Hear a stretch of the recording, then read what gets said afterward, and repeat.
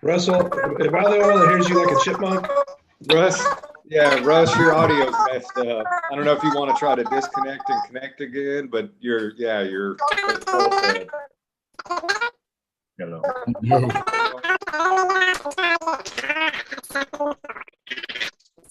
It'll make for an interesting meeting, but it may be tough.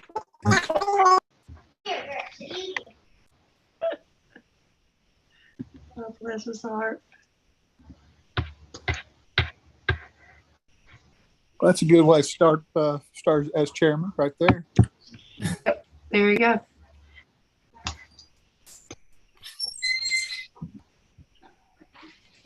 It's the gummy bears. He's probably having some gummy bears, you know, the commercial for gummy bears.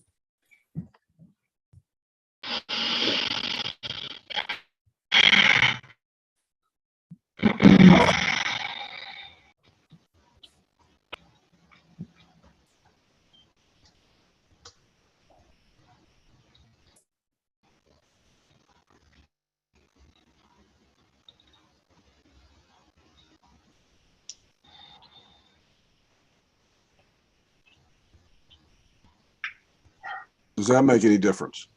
Yes. Oh, well, thank goodness. All right. What part did you, what did I go? What did I go? Fritzy. Okay, I want to go ahead and reintroduce, welcome everybody here on this March the 10th meeting of the Franklin County Planning Commission.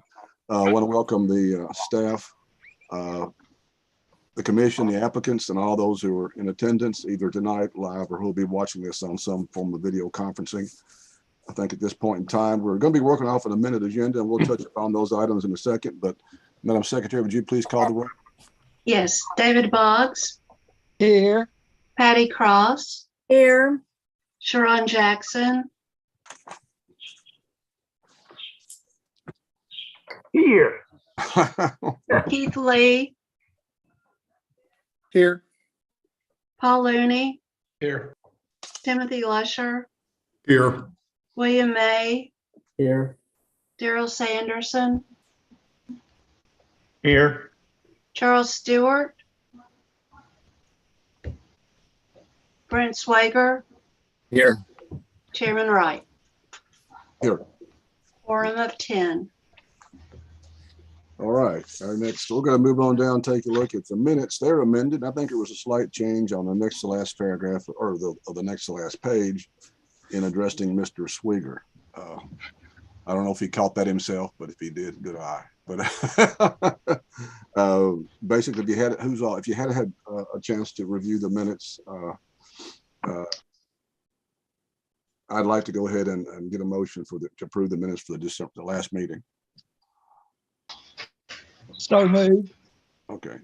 Do we have a second? Second. Okay. All those in favor? It's first off, is there any discussion, any questions regarding the minutes? If there are none, I'm hearing none, I'll go ahead and have a voice vote. All those in favor, signify by aye. Aye. All those opposed, a like sign. Okay. Thank you very much. Moving along now, we're going to look at the payment of bills. There was the original agenda. There was a addition of a second bill, a bill to McBride Dale Clarion of $3,800. I think most of you all have that. If there is do I have a motion for to approve the payment of bills? Mr. Chairman, I make the motion we approve the payment of bills as amended. Okay, sir. Do I hear a second? Second. I have a second. Okay, is there any discussion? Any comments? Hearing none, seeing none. All those in favor, signify by saying aye. Aye. Aye. All those opposed, like sign. Okay.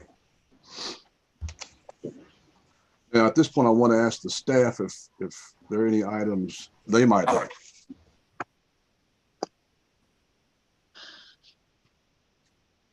No items other than to mention to the commission that I think a lot of our other boards are going back to in-person meetings this next month. The Board of Commissioners has also decided, the city go back to in-person meetings. So I just wanted to introduce that topic. Doesn't necessarily have to be discussed this evening. I know we've got a lengthy agenda for you all to work through, but we might trade some emails between now and our legal ad for the next month to see what the group wants to do. I think that sounds good. We can do that, can't we? All right.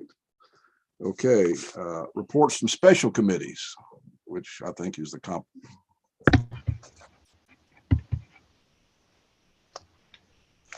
I think, is there any, a special committee? I think that might be the comp plan committee. Is there anything to report on that, or would you like to, Eric or Robert? Sure. I can give everybody a brief update since our last meeting. The steering committee has met in the past few weeks and has laid out sort of the framework for appointing the individuals to serve on our advisory committee. So we have contacted since then the series of folks that will have appointments from particular agencies, and then we've talked a lot about having at-large members serve on that committee as well. That application process that the steering committee came up with to try to get a good diverse group of folks to serve was advertised for a couple of weeks. It closed last Friday, and so we've shared with the steering committee the information in those applications to go ahead and score them, and then come back together in a meeting, I believe next Thursday evening, if I'm correct, to go over those scores. Or is it Wednesday, Patty? Good deal. So Wednesday evening, and hopefully put those scores together and be able to identify those folks and then notify who they are. And we'll have our committee set up and be able to work towards kickoff and that kind of stuff with the comp plan consultant. So very exciting to get that going. The consultant has in the meantime been putting together data and going over things to start their work. They have actually scheduled to come into town next Wednesday, that day of the steering committee meeting, to meet with some folks and begin working through having some discussions with various and assorted stakeholders that day, as well as to get with staff and to familiarize themselves with the community. We're going to go on a bit of a driving tour to, as I said, familiarize them with the community, and to make sure when the community discusses different places and projects and things that they are actually familiar and have seen, in person what these places are and feel like and look like. So that's kind of where we are. Okay. On the comp plan. Mr. Hewitt, do you have anything to add to that? No, sir, I do not. Okay, thank you. All right, before we proceed, I want to bring up something I think it's been greatly discussed in the last few days or maybe weeks in regard to comments and things not getting into packaging. And I spoke with Mr. Logan, and I think he wants to clarify maybe a point of order or what's being discussed here, or what may or may not be controversial, or give us a view of what's going on with the contents or the comments that some think are not getting sent in time, or not received, or not being viewed. Well, the one thing I want to point out is the only thing the commission can hear is evidence before it at a public hearing. Simply because someone sends you a text or an email, that is not evidence. That, as a matter of fact, that's ex parte communication and should not take place. If individuals want to file something with the committee or with the commission before testimony and then refer to it when we get here, that's a total different matter. But trying to send members a text to say, I'm for X, Y, Z, and I'm against A, B, and C, that is inappropriate. And that needs to come from that individual standing before you, being sworn, testifying, and being subject to cross-examination. Having heard that, I can't help but maybe asking any of the public if they have anything to say about that. It's I know that a good number of you have submitted or would like to pick. If there's anything that you'd like to add at this point in time. Yes, Miss Chris Schimmeler. Yes, ma'am. Yes, thank you. I understand what Mr. Logan is saying. The problem arises when, after inquiry, staff told members of the public that we could submit material so you would have them in your packets to contemplate for the week that you have to look at comments. And so we were told that we could get comments in by noon of last Thursday. So many of us worked really hard to get comments in before that deadline that staff told us. And then apparently staff shifted gears midway without informing the public. And most of our comments did not get in your packets for consideration. And I bring this up because it feels like it's unfair treatment that, for example, in the Duncan Road issue, some letters did get in that were for, but none of the letters against got in. So it feels like it's a biased treatment and the public is not getting fair consideration that the rules of the game switched midway. And we would just like for those issues to be tabled until the process can be done smoothly and there's not frustration on part of the public feeling like we're being excluded. Ms. Schindler, if the public is here to testify tonight, they have every right to testify and introduce anything they want to introduce. So they're not prejudiced by this. Well, I respectfully disagree. You may commissioners disagree. had. Just tell you what the law is. You cannot ex parte members of the commission. I don't care who tells you can. I have done that in the training sessions I've given, and I'm doing that now to the public. Bring it before the commission in an open meeting, and then you can testify to whatever you want to. We spent hours preparing our comments, and if the commissioners only see them at the point of the meeting, then those comments aren't getting the consideration that the other material in the packet that was sent out a week earlier gets. So it gets down to good governance and promoting civic goodwill and interest in participating in the process, Chris, or feeling excluded from the process. Chris, thank you, but that absolutely is incorrect. The commission can't make a decision until they hear evidence. And I don't care who submitted something a week ago, it's still going to be when the commission reviews it and when they make a decision. And I don't think anyone can say they got to read that 3 more times than they got to read mine. That can happen anytime. I mean, I respectfully disagree, but that's not going to respond the way you want it. But I think we need to go forward with the hearing. Okay. Thank you, Chris.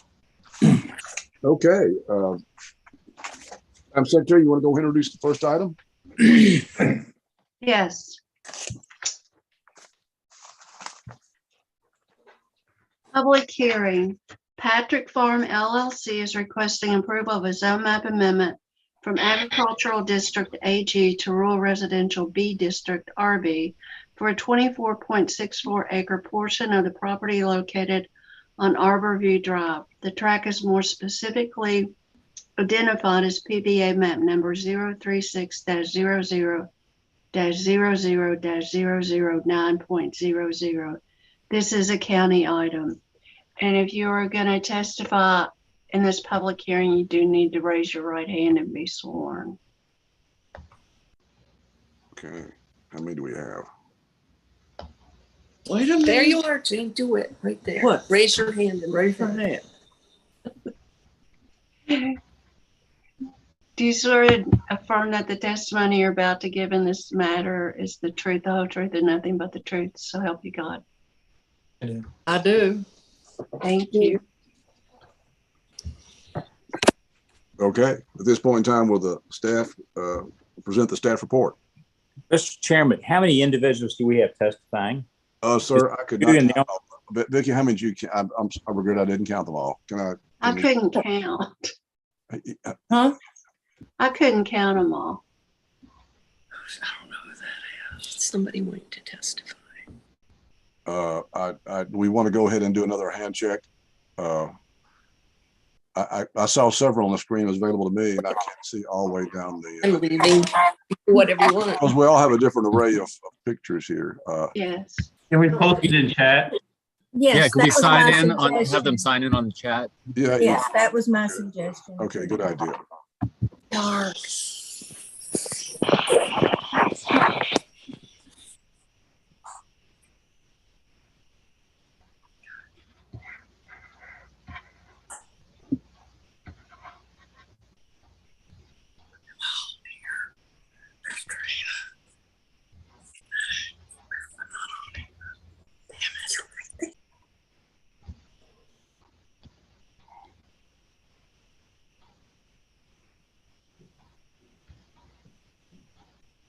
Mr. Logan, should we not proceed until we get all the people who are going to testify?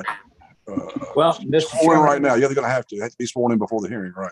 yeah, I would think we'd want to know who's going to testify so we can swear those in and they match with who's going to testify. And we know how much time we're going to have to allot with regard to the testimony. Absolutely. Okay, we'll take another minute or so. See who wants to.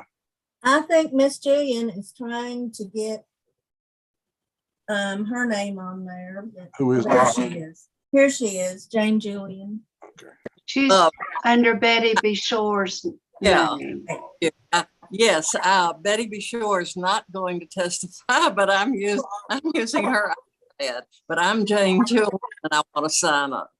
And also we have people that are trying to get into your waiting room that have signed up to testify, but they can't get in and you all aren't letting them in. So I know at least people that have texted me right now saying that they can't get into your. Are they not being get in? Are they not able to do? I mean, is it a technology? No, it says that we're waiting to get into your waiting room. So they signed up to present and the link that they were given, they're waiting to get in and you all aren't letting them in.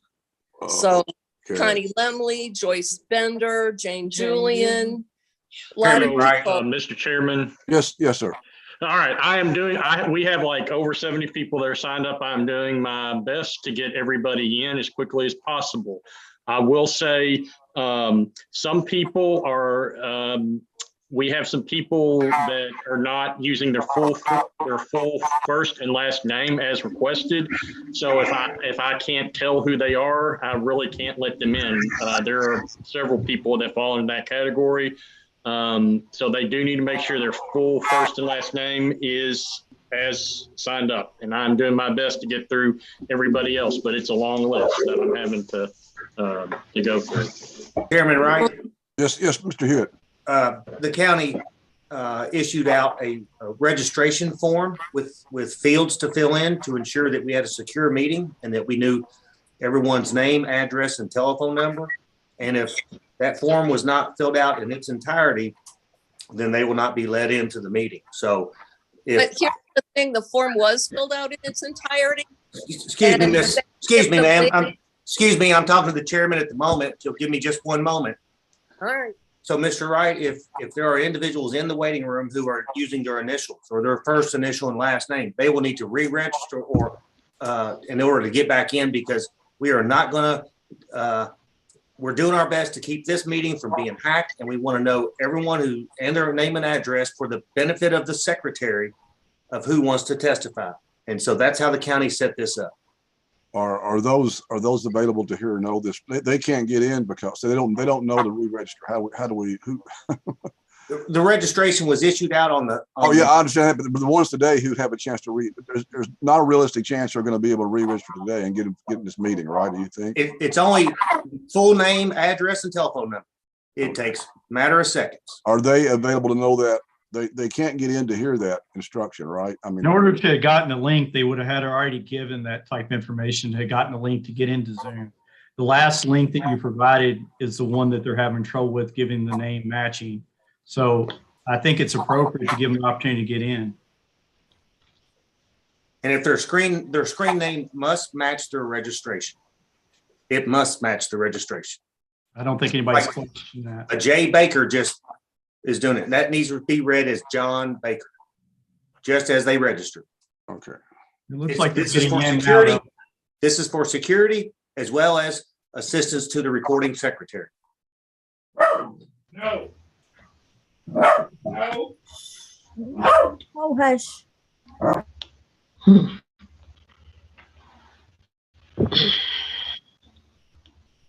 Well, we seem to have people still streaming in. This is nuts.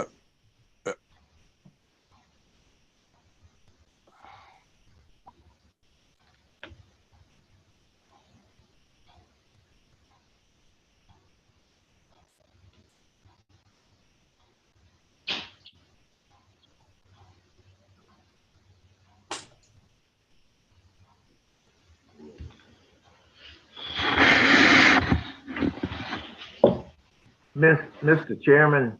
Yes, sir. While we're waiting for the signups to happen, Yes, sir. If what Andrew said, that there are about 70 people looking to testify on this public hearing, we might,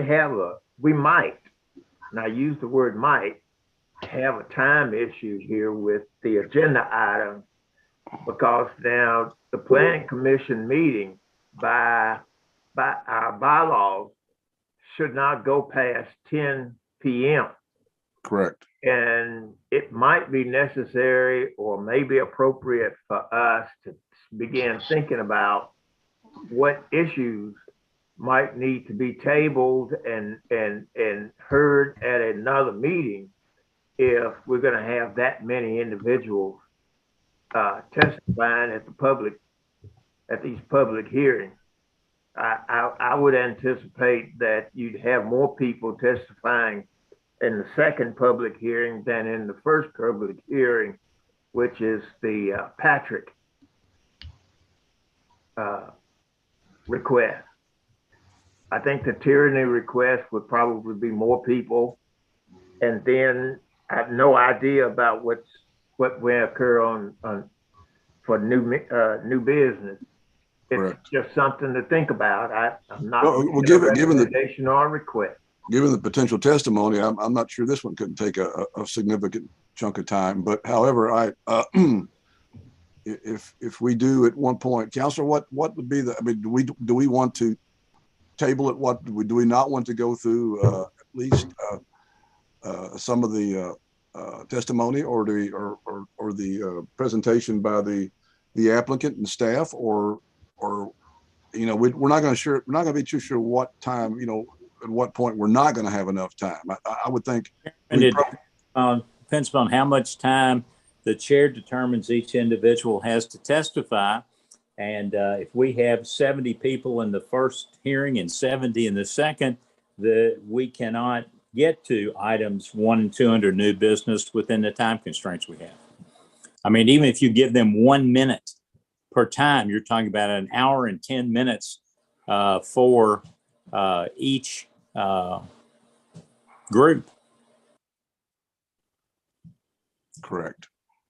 Chairman Wright, I'm not sure you can limit their I'm not sure people are going to limit their testimony to 1 minute.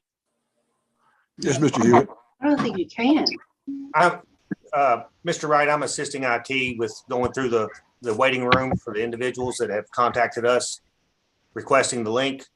So bear with us. We're both working on it.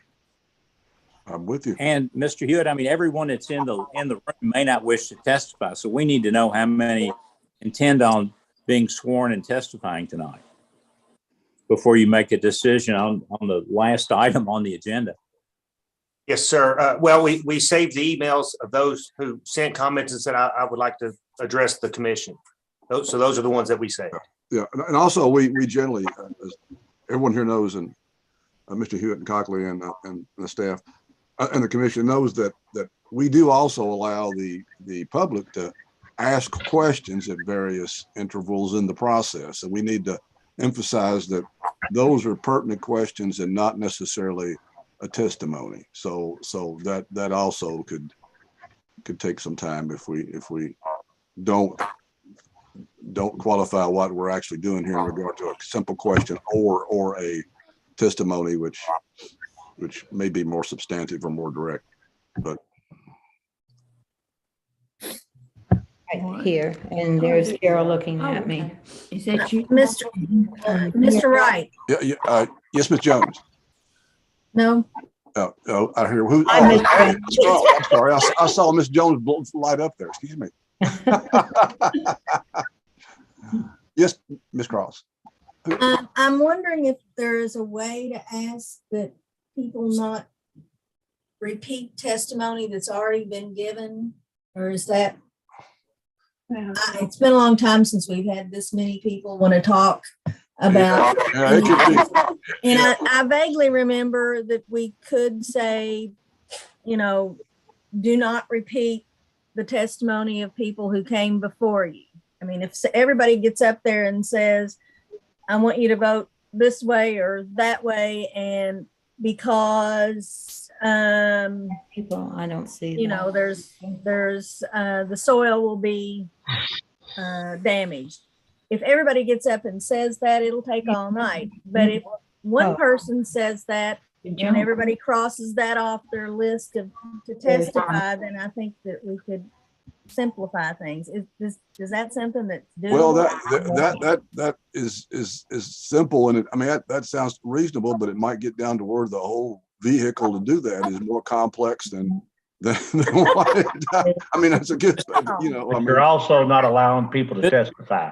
Chairman, yes. Yeah. If someone wants to testify, I think we need to give them the opportunity. They're here to do it. They need to testify. Now, they may want to say, I agree with Ms. Julian and everything she said and sit down, but they still need to have a right to give their. Testify. Miss, may I say something or ask a question? Ms. Sewell. Yes, if I understood Robert correctly, then anybody who is going to testify needs to be on this screen as the person testifying. Is that correct? Yes. That is correct. Okay. So Betty Be Sure needs to change her name to Jane Julian, or Jane Julian needs to let Betty Be Sure testify for her. I don't think they have to do that as long as they tell who they are. Mr. Hewitt, now the people who are coming on the chat right over here, these are all people who are right now with us inside here. And it may not be visible, their photograph, but they are. And we have people still trying to get in, right? Is that Andrew Tippett? That's what Andrew's working on? That is correct. So, I'm sorry, Mr. Hewitt, and maybe you can help confirm. I believe everybody is in that has followed the correct procedure in having their first and last name in the waiting room. Now, we do have about 12 people, and a lot of them are, John Doe, just John's iPhone, Sarah's iPhone. They're not presenting their first and last name, so I cannot verify them against the list. Okay. Chairman. Okay. So we have a point now that procedurally, technically, we have people who are trying to correct this and may or may not be able to. And the question is, how long do we wait to allow those corrections to be made? Mr. Counsel, Mr. Logan, you said I do have the right to allow a certain amount of time per speaker. Do I have a right to say at this point we need to go forward, and if you haven't got your name corrected yet, or I don't want to leave anybody out. I know there's some people who really want to speak. I just don't know how long this will take. I mean, we could be 45 minutes on this aspect of it. I agree. I think we can start off with the number we have and let those individuals continue to try and get in that want to comply with the requirement to sign up. Okay. Mr. Chairman. Yes, sir. So a couple questions. Are we doing a new process than we have done in previous meetings at letting people in? I mean, if people can show up on the video, why can't they just show up on the video and then state their name? Well, how is that different than a live meeting? I'm concerned that we're not allowing full access to our meeting. Well, Mr. Looney, I agree. The last time the county had a meeting with full access, there was some very inappropriate behavior. And so county staff has been directed to ensure that we know exactly who's participating in the meeting with name, address, and telephone number. I understand that there was another meeting, but we're in a different situation here where, and maybe we just need to defer these items till next month when we go live. I mean, I'm concerned that we're not allowing access to people. Yeah. Well, I believe the registration instructions were very clear to include first name, last name, address, and telephone number. It's not like we complicated the issue. We just don't want to repeat what happened last month. I would hope that the commission and those in the public could appreciate that. Anyone that was present at that prior meeting would understand the county's concern to ensure that we know exactly who's participating in the meeting. Chairman Wright and Mr. Hewitt, will everyone's, I guess, fears and be resolved if we do postpone this to a live meeting, because I feel that we're trying to, and I understand where Mr. Hewitt's coming from with what happened last month, but I also do feel not everybody that has no intent to disrupt the meeting is still not going to be heard. And I don't believe we will have these issues for at least one of the items. Well, but I agree with Mr. Lusher. Mr. Lusher, you'd also, you also, if you're going to say this, it's almost going to be the same as for the Duncan Road project too, wouldn't you say? I mean, if we were worried about both of these items exceeding the maximum capacity or participants not being able to testify, I will say that I'd make a motion to table both items to live meet or to in-person. And I would second it. Well, I think this is going to have to be open to a fair amount of discussion here. I mean, is there any discussion among the commission on that regard to that? Mr. Chairman. Mr. Lee. I'm tending to agree on the two things on the public hearings because it is public. I think we can still go ahead and proceed tonight with the two items for new business. It seems like we should be able to do that, but you know, in the spirit of public hearing, if we're having troubles, public is public. So we're taking testimony, we're doing this and that. The new business is a little different. So in that respect, I want to hear other people's discussion, but I'm ready to make a motion to table the two public hearing items till next business, to our next scheduled meeting. Okay. I second it. It's already, I'm there with, we've already done that. Yeah, we already had a motion. And a second. I haven't had a vote yet. I mean, the discussion's going to be among the commission. I mean, but first off, I want to ask Mr. Hewitt and Mr. Cockley. These are county. That's like I can't hear it. Robert, I can't help but hear from you. I mean, you're not going to be voting on this, but in regard to what you've put together so far and the gravity of all this, what do you think? Well, you know, I don't know when or if the community is going to allow in-person meetings again. Of course, once in-person meetings occur, the issues we're dealing with tonight aren't relevant anymore. Right. The county is purchasing new additional software for additional security measures related to Zoom platform meetings. The applicants prepared, all four of the county applicants prepared for this evening. And, this is the largest turnout of a planning commission meeting that I can recall. It is likely that even just the two public hearings would go to the 10 o'clock hour, which would be unfortunate. And if so, I would request that the planning commission hold a special meeting to finish the agenda. As I look at those in the waiting room, I do see one individual who has now included their full name. Security and respect for the process and minimizing disruptions is the most important, because if there is a disruption, the link will be killed. The link will be shut off. Okay. So that is why the county has put this in place. And I would hope that everyone could respect that and follow the basic instructions on the registration form. So I would like to see this move forward.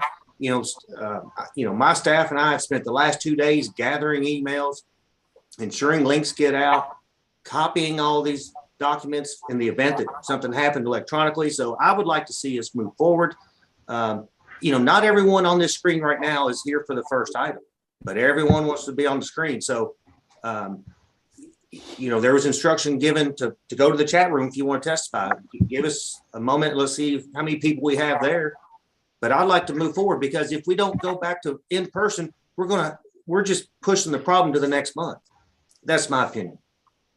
Well, yeah, excuse me. Of course, we have a motion on the floor. Does anyone, are we going to, does the commission, in light of Mr. Hewitt's comments, well taken, and that's why I asked him, because I know what he's prepared for and what he's put into it. Does that, Mr. Chairman, was that made by Keith? That was made by Keith, wasn't it?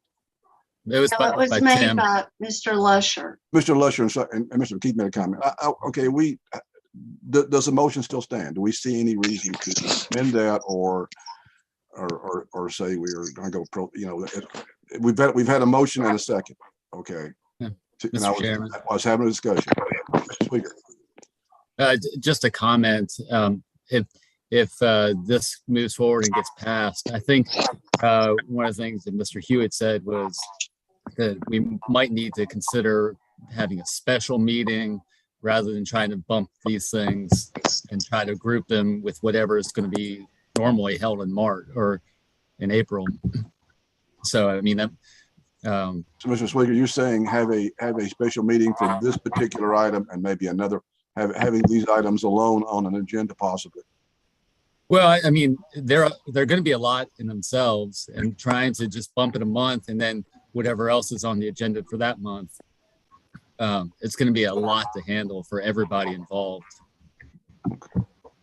So, so I'm not amending the motion. I'm just making that as I think that's something we ought to consider if it passes. Mr. Lusher, does your motion still stand? Do you see any reason? So now let me ask a question. You did mention we have the opportunity to go to in person next week, correct? Yeah, it seems to be possible. I mean, we're going to discuss. That was one Eric brought that up, right. And he was going to exchange emails with us and us to see how we felt. In a month, you could see, there are obvious some changes right now. It seems to be we're in a better place than we have been for a while. Right. I think with that information, Mr. Wright, I believe that motion still stands. And was there a second on that? Yes. Okay. Is there any further discussion? Let's vote on motion. Which was Mr. Lusher? Would you please repeat that?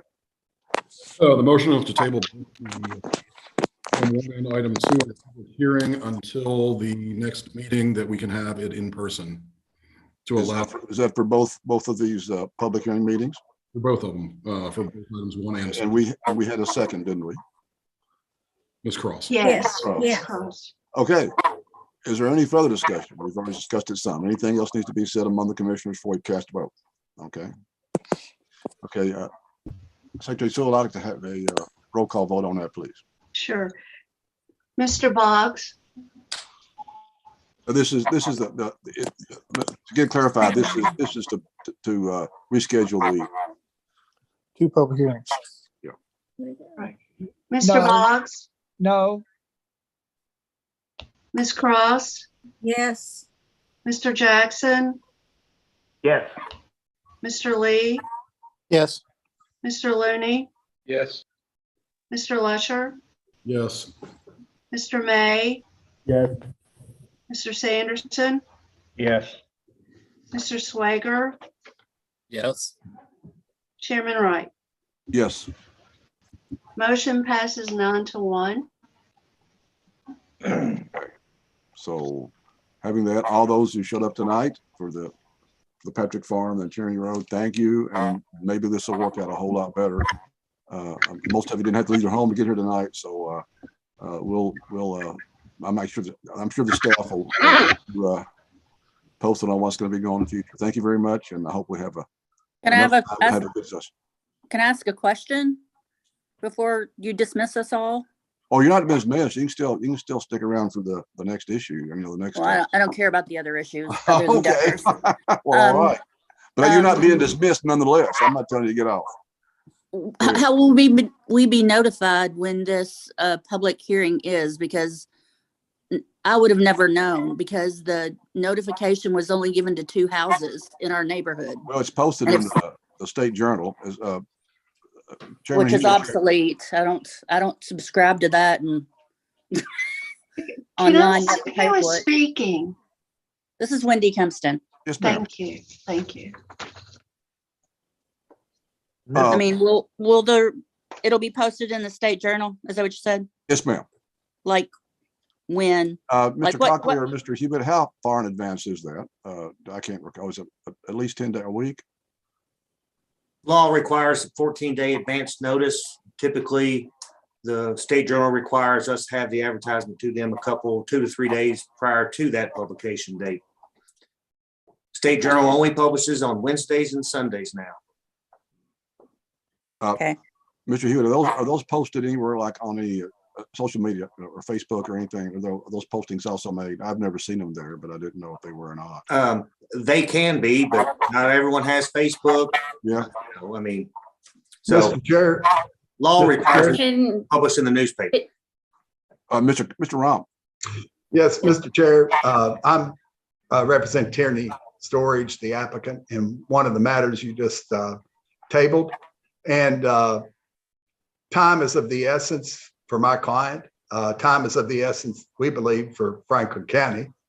But, you know, it's not an easy thing. I mean, your staff has already gone to great lengths to advertise this, to give notice to the adjoining owners, to do all the necessary due process things that are necessary, and we really believe in and we participated in.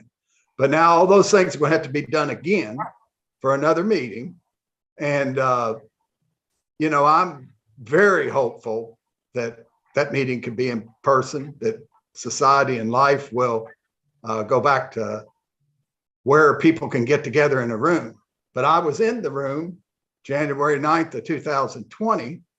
And I will tell you this, that even with the numbers where they are today, I wouldn't feel comfortable being in that room again under those circumstances. Now, I think this meeting could have proceeded, but I respect your all's decision. And Judge Chenault told me 30 years ago, when you hear no, no means no. So I understand that. But I also, on behalf of my client, would plead the commission to figure out some way to do this, you know, and get this done, whether it is by Zoom, you know, and I see there's 60 people in the waiting room. I hear that there were 6 people that were kept out of the waiting room. Those 6 people could have easily watched this on Facebook until they could have figured out how to get into the Zoom meeting to speak, if indeed they wanted to speak. We don't know how many of these 60 people wanted to speak at either one of the hearings. And so I feel like due process to me is very important. And I know my adversary, I don't see her now, but I'm sure she's still on here. She's speaking to that as well. And we want to comply with that, but I just wanted to let the commission know and the staff know that this is very important to my client to get this heard at the earliest possible date. And I appreciate you listening. Mr. Rom, thank you very much. And the commission, I know the staff, the commission is, you know, our concern is about public involvement as well as what you have at stake and your Mr. Tierney and all the other applicants. We're aware of that, but these times have been so extreme and the measures we have to take. I mean, look at this. This is incredible. We had one of the largest zone, I think Mr. Hewitt said the other night on a zoning update committee, which is not like the full P&Z. We had 55 or 60 people speaking, and it is, and we just like to make this work the best we can for everybody. We don't want to deny people have a chance to speak, and I regret that, and I hope you appreciate that we're not. Well, one thing I will say, Mr. Wright, I heard that all the way through the end of June of 2020, how people had no right to participate in this process and had been shut out of it. I'm telling you, I'm just a country lawyer with about 50 years of experience, but I'll tell you what, there was more due process given by your planning commission and Mr. Jackson, the chairman, than I've ever been a part of in any proceeding at any time. And I'll further say the fiscal court, I mean, I have given their methodology out to people on how to handle a public hearing during COVID. There was more due process offered in that proceeding. So I just want to say that I understand I don't work one side of this fence. I work the other side too. And I understand, I represent the public. And so I understand their concerns and their right to speak. And apparently 60 some odd people are here tonight to speak. And then I don't know how many will come the next time, but I appreciate it. I'll shut up. Well, no, Mr. Rom, thank you for your comment. And as we all heard earlier on, that as Mr. Logan has spoken about the comments and the real how valuable the testimony is, and legally that's what's really counts. And the comments are valid, and the testimony is this is about comments tonight. You know, as I mentioned earlier, that if these had gone on, we would have questions. And often we have to tell people a question is not a testimony. So these people who are getting on here tonight were going to be people who offered, a formal testimony in a hearing. So I appreciate you, Mr. Rumpf. I regret it, and I regret those who came tonight, and I regret the people with the Patrick farm. But I think the commission has pretty much unanimously spoke. We had one no vote that we think it's better for all parties to proceed in this matter and find a way to have both of these hearings, even if it requires giving them enough time. One, I don't know how the staff feels about that, but someone mentioned even maybe having enough time dedicated to just one particular hearing. We're going to work with you, and we'll, and I read it again, and all those who attended tonight. But I think that at this point, the commission and maybe the staff, I mean, but I think that's the direction we need to take, and I appreciate your time, and we hope to make it work out. Mr. Chairman. Yes, sir. Mr. Jackson. To further clarify what we're doing, I think it was the intent, or I thought it was, by Mr. Lusher and Mr. Lee, that staff move forward to establish an in-person meeting as soon as possible, limiting the agenda to these two public hearings, nothing else. Can I ask what two public items you're discussing? The Patrick Farm request and the tyranny request. Those are the two items that have been tabled to be brought forward at a special meeting. And so my comment is that we if we need it, have a motion that directs staff to move as quickly as possible to establish an in-person meeting to address these two items and these two items only, that we don't expand the agenda to include anything else other than the two tabled public hearings. And that way we can make sure we've got sufficient time to hear the public as well as the applicant and staff position on the issue. Okay. Mr. Chairman, I agree with Mr. Jackson. We've been on this thing long enough. We've been in meetings till 1 a.m. We've had 2 meetings in the same month. It's not uncommon with a large agenda. So I think that's the way we should proceed. Okay. I don't think that takes a motion by the committee, does it, Mr. Jackson? I think that's something we discussed with the staff. Well, no, sir, it does not. If you make that the directive to staff, that they move as quickly as possible to establish the meeting as an in-person meeting with only those two items on the agenda. I think you as chair can direct staff to move forward with that. Well, I do, but I like to be able to get some acknowledgement from the staff and see how workable that might be before I make a pure directive. Mr. Hewitt, these are county issues right now. How do you? Well, Mr. Wright, both the City Commission and Fiscal Court have been taking directive from the Office of Emergency Management, which is a joint agency in this community, as to whether or not it would be safe for gatherings. And up until this point, for over 2 years now, I know the City Commission met once in person, but otherwise, the legislative bodies have not met in person. And I know that members from both bodies are in contact with emergency management. And if emergency management does not think it's safe for a large group of individuals in the same location, then this could be put off for quite some time. We just don't know when it will be lifted. Would it be something that we could actually? Someone mentioned having a meeting for one or two. If we had a meeting for a Zoom meeting for, say, one of these issues, I mean, say Patrick and then tyranny. I mean, is it something that the staff and the commission could have 2 meetings in 1 month? Is that something that's too overwhelming if they had to be on a Zoom? We could do that. We would just have to stagger the advertising and see how the dates work out. But yeah, that wouldn't be a problem.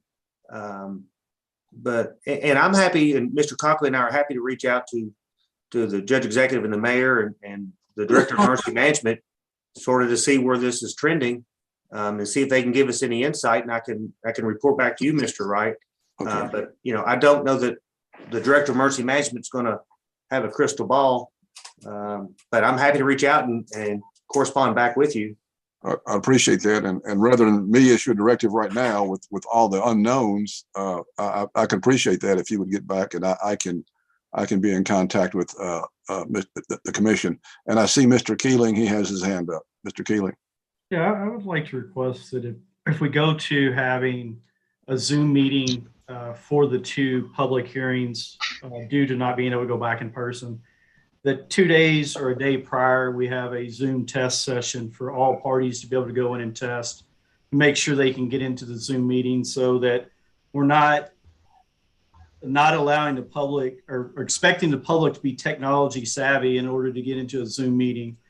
I'd say many of us sitting here right now, the first time we tried to get into Zoom right before COVID, we struggled and stepped over things. So everybody's not technology savvy. And yes, nobody wants a Zoom bomb of somebody jumping on, talking, saying what they shouldn't say. But privacy and security should not get into the way of the public hearing. And so that I'd recommend that we be able to do a test Zoom a day prior to rule some of this out. Just my recommendation from the public. Thanks. Okay.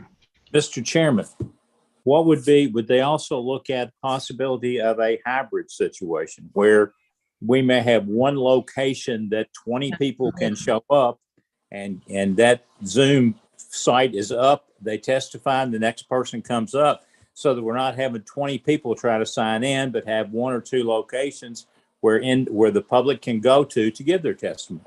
Oh yeah, I've been in Zoom hybrids before, not exactly like that, but that would be where you have a place for people who want to give testimony to show up, like maybe down at the city hall, maybe, or one of the other rooms. Mr. Hewitt and Mr. Cockley, how does that sound to you? Is that something you work on? Chairman Wright, that's exactly how the fiscal court conducted the public hearing for the 690 Duncan Road zone change hearing. We held it over at the courthouse. We had 2 deputies on staff, and we had the Zoom link set up. Both myself, the judge executive, and then the attorney for the applicant were present. Fiscal court members were on Zoom. We had individuals line up in a hallway and come to a monitor and testify one at a time, and then that individual was escorted out of the courtroom, and the next person was brought in. Once in-person individuals testified, then we went to those that were on the Zoom link and received their testimony. So it really helped to spread things out, because at that time, some people did not want to come in person and wanted that option. So as you said, Mr. I don't know if you saw that public hearing, but that was the county's first attempt to do so, and we were all very nervous about how it would happen, but I think it went over quite well. Now that hearing did go till midnight, so but that was a fiscal court hearing, not subject to to the planning commission's bylaws. But right, I was there for the fiscal court. I mean, the planning commission asked. I didn't. Well, I mean that sounds like something that Mr. Romp, you look like you may be having a affirmative, or at least you don't seem to be too. We can work with. Mr. Chairman. Yes, sir. Yes, I'm curious. Our schools have opened back up, and they're not wearing masks. We're talking about hundreds of kids getting together every day. We can't get together with 50 to 100 people. Well, I'm kind of lost of why we can't have a public meeting. I don't know why we didn't have a public meeting tonight, but I'm more curious of why we cannot go back to public. If our schools have gone public, they're not wearing the mask, and we're talking about hundreds of kids getting together, but we can't get together as a body and a board to see something public. I don't understand why that Mr. is. Mr. Hewitt been talking about the emergency. We have directives from emergency management. We have they're getting directives on what they, is that correct, Mr. Hewitt? That is correct. So, it seems to be some legalities here. And another thing too, is you also, school kids, my first graders are back in school. I'm glad they are, but you're talking about who may show up here could be a group of people who are still, despite the fact that we've come a long way with vaccinations and boosters and healthcare, are still in a very, very vulnerable age group. I mean, there are differences in people who may be attending these meetings. But they have the right to wear a mask. Yeah, I agree. But until I think if Mr. Hewitt were to contact us and say that, hey, everybody can come into the building now, I think we'd probably move in that direction. I certainly would. But I like the idea of the hybrid plan. I mean, is that something, Mr. Hewitt, you and your staff and Mr. Copley's staff can work on and work with the parties and get back with us on that? Yes, definitely. And so, if need be, I can attempt to get the courthouse available if the fiscal court or city hall is not available based on their requirements. So, because and Mr. Logan, correct me if I'm wrong, I believe the judicial system is back in person. That's correct. Okay. So, we have a familiar format the time before. If we could just mimic that, as long as, emergency management is okay with it, then and we can get the logistics set, I will report back to you, Mr. Wright, to see if we can execute that same plan. Okay. I appreciate that. Mr. Wright? Yes, Ms. Cross. It's Patty. I'm wondering if in the hybrid version, if the planning commission members could also be in person in one place. I think because Mr. Hewitt mentioned fiscal court members were all on Zoom. Right. Well, that would be something I would take a vote on among the commission members. I would rely on how they felt about it. I mean, if you had, I wouldn't personally issue a directive to the commission that you have to do it. If I had 8 people said, well, I don't want to, or 9 were concerned, I'd have to go along with that. But yeah, we certainly can entertain that, and it should be brought up. Okay. But yeah. Okay. Well, it's been an hour since we started. Yeah, it's a comments are well taken. And we do have a couple of hands up. Mr. Chairman. Who's speaking? This is Paul. Oh, Paul. Yes, Paul. Yeah. Just a general follow-up, and I know we need to keep this moving, but I'll echo what Mr. Keeling said. I mean, to me, the most important thing here is public. This is a public meeting, and that we allow the most access we can from the public. We're going to be moving forward in a new world as we come out of pandemic, and I would hope that we can continue to engage in a hybrid format to allow as much input as possible, that people can come, and people and they're at home can be at home. We're doing that in my other life and my career. We're doing hybrid meetings and public meetings and allowing people that gets the most input possible for people. So as we look at moving forward, I would hope that we would consider options that could look hybrid permanently going forward. Right, with no regard for any kind of health issues. Right, just a new way of doing things. Okay, I do have Ms. Jones hand waving here. Yes, comment, please. Yes, I want to just say that I appreciate, like, the comment that we need to be able to be safe. I have my vaccinations, but at the same time, I do not want to be in a large crowd. I don't know if they have their vaccinations, so I appreciate all that have said we could do it by virtual instead of in person. Thank you. Okay. Thank you, Rita. That's where we are right now. Okay, I can only take Miss McIntosh. Let's take one more comment. Melanie McIntosh, your hand was up. Yes, I was just going to suggest that maybe the discussion on whether or not or how to handle these lives, maybe you all could talk about that privately and vote on, and maybe we can move on. I think we'll get letters. Yeah, well, the discussion we have going forward will be with the staff and the commission, and not to leave everybody out. Okay, I have one more hand. Miss Miss Julian or Bashore, however it is. Let's make this the last. Yes, please. She's waving at us. Okay. I have just one comment on the hybrid meeting. I was at the hybrid meeting in June of 2020, and so was the Goddard family. And at the courthouse, and the meeting was extremely unsatisfactory. We who wanted to testify had to sit out in the hall on the floor and wait to be called.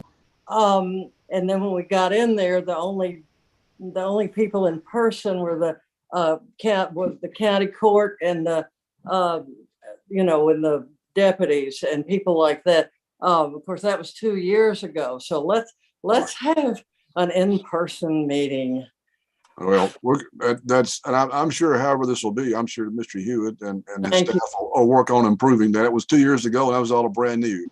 So we're gonna try to make, but anyway, that's where we are right now. And we need to move forward on with the next, the new business. And again, I want to thank everybody who was here, and regretfully we weren't able to get going tonight, and I think there's a good indication that we're going to get the process working in a way that'll be satisfactory to all and get as much public representation and be able to make sure that these projects go forward or not, or at least have a good public hearing and recognize the ongoing situation. Okay, thanks. I'd like to go at this point.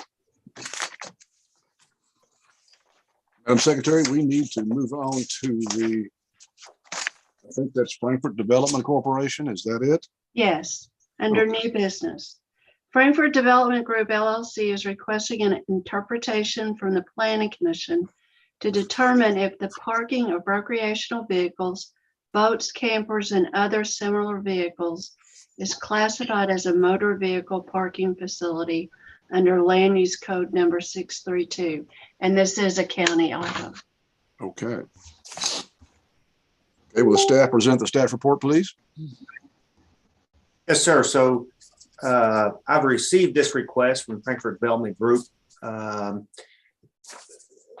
Their intent is to only park boats and recreational vehicles. The Franklin County Land Use Table, as it relates to parking facilities, only addresses motor vehicle parking. The applicant's intent is to have some indoor parking, but also have some potential outdoor parking. But since a boat is not I guess a motor vehicle in the sense that it's on the road, I think that was the intent of the regulation, whereas an RV is, but it's not a quote automobile. It's classified as a recreational vehicle. They're requesting the interpretation. So in your report, I did provide, I guess, a written narrative by the applicant. I also included the land use table that identifies the automobile repair services and garages category, so you can see that. I did provide some research material from both the NAICS code as well as the SIC code, which are both federal standards for classifying activities. As you can see, I put in there a search specific to boats because I thought that was the grayest area of them all. And so as you can see in there, it refers those back to the categories of garages and automobile parking, parking lots, and parking structures. So based on that federal information provided to you for my research, I did recommend approval of the applicant's request that automobile parking include the parking of boats and recreational vehicles under the automobile parking category, land use code number 632. And with that, I'm happy to answer any questions. Okay. Commission, I have, so it looks like not a question, maybe it's a statement that you all were able to put like no outdoor parking plan will eliminate somebody trying to park one and leave it sitting for a while, wasn't it? That was a good, there would be concern somebody have an RV, they might perch it somewhere for a while and leave it, and it becomes this is going to be parked inside buildings only, right? Parking garages. Well, they state that they don't plan on any outdoor parking. I think in that same paragraph, Chairman Wright, I think what's very important is that they specify no repair or maintenance services, because that is a separate land use code. So, Okay. What's out there, Felix? Kitty, kitty? so I just want to, and that's why I gave you that table of all those automobile uses. And I did not include the new and used sales lots, but as it relates to vehicle services, automobile parking, in my interpretation, could include an open surface lot, but this applicant has the desire to construct buildings to store those boats and recreational vehicles in. So I don't, in my opinion, I don't think it excludes open lots. If they want to, park recreational vehicles in the open, I don't think that ought to be excluded. It's just whether or not they fall under the automobile category. Okay, all right, okay. Any other member of the commission have a question of Mr. Hewitt, the staff? Does anybody here from the public who might have a question of the staff in regard to this matter? Okay. I think we can move along to the having the applicant to Mr. Logan, is there anything you want to add to? I have no questions. Okay, Mr. Sanderson, you're. Yes, I have a question, Mr. Hewitt. Yeah. I guess I'm not really totally understanding this. Are we saying that there's subdivisions in the county that do not allow outside boats or anything to be parked? So we changing the regulations on them too? Are you referring to what? No, sir. This is specific. If you go back to the land use table, right, that chart I provided. So yeah. Automobile parking would be a conditional use in the professional office, and then a permitted use in all three commercial districts, and then a conditional use in the industrial districts. Okay. So that is what's applicable to this applicant's interpretation request. And nowhere else. Correct. It's not allowed. Okay. I mean, we do, excuse me, the county does allow an individual to park their boat or their RV at their home. It's not excluding that. This is more of a commercial type operation in which, 15 people might want to park their boat there because they don't want it in their driveway or something. Or they want, a fenced in secured area to park their RV that has security on it or something of that nature. So this applicant is looking at it as more of a commercial nature, not an individual user at your private home operation. Does that make sense? It does. I'm just worried that this is going to open the door to area subdivisions that currently do not allow anything to be parked outside of their home or anything parked recreational type boats and stuff. Come back and want to. This cannot override a subdivision regulation. If the subdivisions have a restriction running with the land, we can't legislate that away with this. Okay, just wanted to make sure. Yes, sir. Thank you, Mr. Anderson. Mr. Hewitt, you've probably gone over this, and I've gone over your matrix and the chart there. But so if we did have an area where you had fenced in area, secure 15 or 16 parked recreational vehicles, we're not going to allow them to gather on Friday night and Saturday night, have a barbecue and hang out. Is that wouldn't itself become like a mini park? I mean, would that? Yes, that would not be appropriate. Correct. That. Okay. Yeah. Well, given human nature. Yeah, I agree. And so once again, I think I've mentioned this before in the past. If conditional use permits are issued, that gives me specific authority to address the Board of Zoning Adjustments or the Planning Commission on issues of non-compliance, and that permit is revocable at the board's discretion based on evidence provided by staff. Permitted uses, if there is non-compliance, then that would be an administrative action taken against the property owner, and then enforcement coordinated with the county attorney's office. Okay. Thank you, Mr. Hewitt. Ms. Schimmer, the public, yes, go ahead. Chris? Yes. Thanks. I had a question for Robert. Robert, were you able to get the commissioners and Vision Franklin County's letter of concern about this? Did the commissioners receive our letter? You sent one on the, bear with me. I can summarize it, but You told me to just send it to you rather than all the commissioners, so I'm Yes, trusting that everybody. Would you summarize it while I pull it back up? Okay. Or I'm happy to put it on the screen. Sure, that'd be great too. Just briefly, Envision has concerns about this, this proposal because it would expand what's allowable in highway commercial to, the proposal is for indoor, indoor parking, and our concern is that this use should be in more of this appears to be more of a warehouse application, and highway commercial is along main thoroughfares. And is that really the look we want to promote in our community? Big box warehouse looking big garages for large, recreational vehicles and boats. And, it's not going to be a small structure. It seems that that's more appropriate in a storage or warehouse fitting rather than on highway commercial. I would hate to see, our gateway, thoroughfares be cluttered with that kind of parking provision. So I also caution you all to make quick decisions with this supposed just clarification of the use. It seems to be expanding that allowed use, and without fully considering it, we don't know, how individual impacts are going to play out. For example, currently automobiles are allowed, but if we expand that to allow these larger vehicles, there are going to be traffic impacts and potential safety hazards because those vehicles are, larger, more cumbersome, going to have different issues with turning in and out, and going to cause different traffic impacts. So I don't think this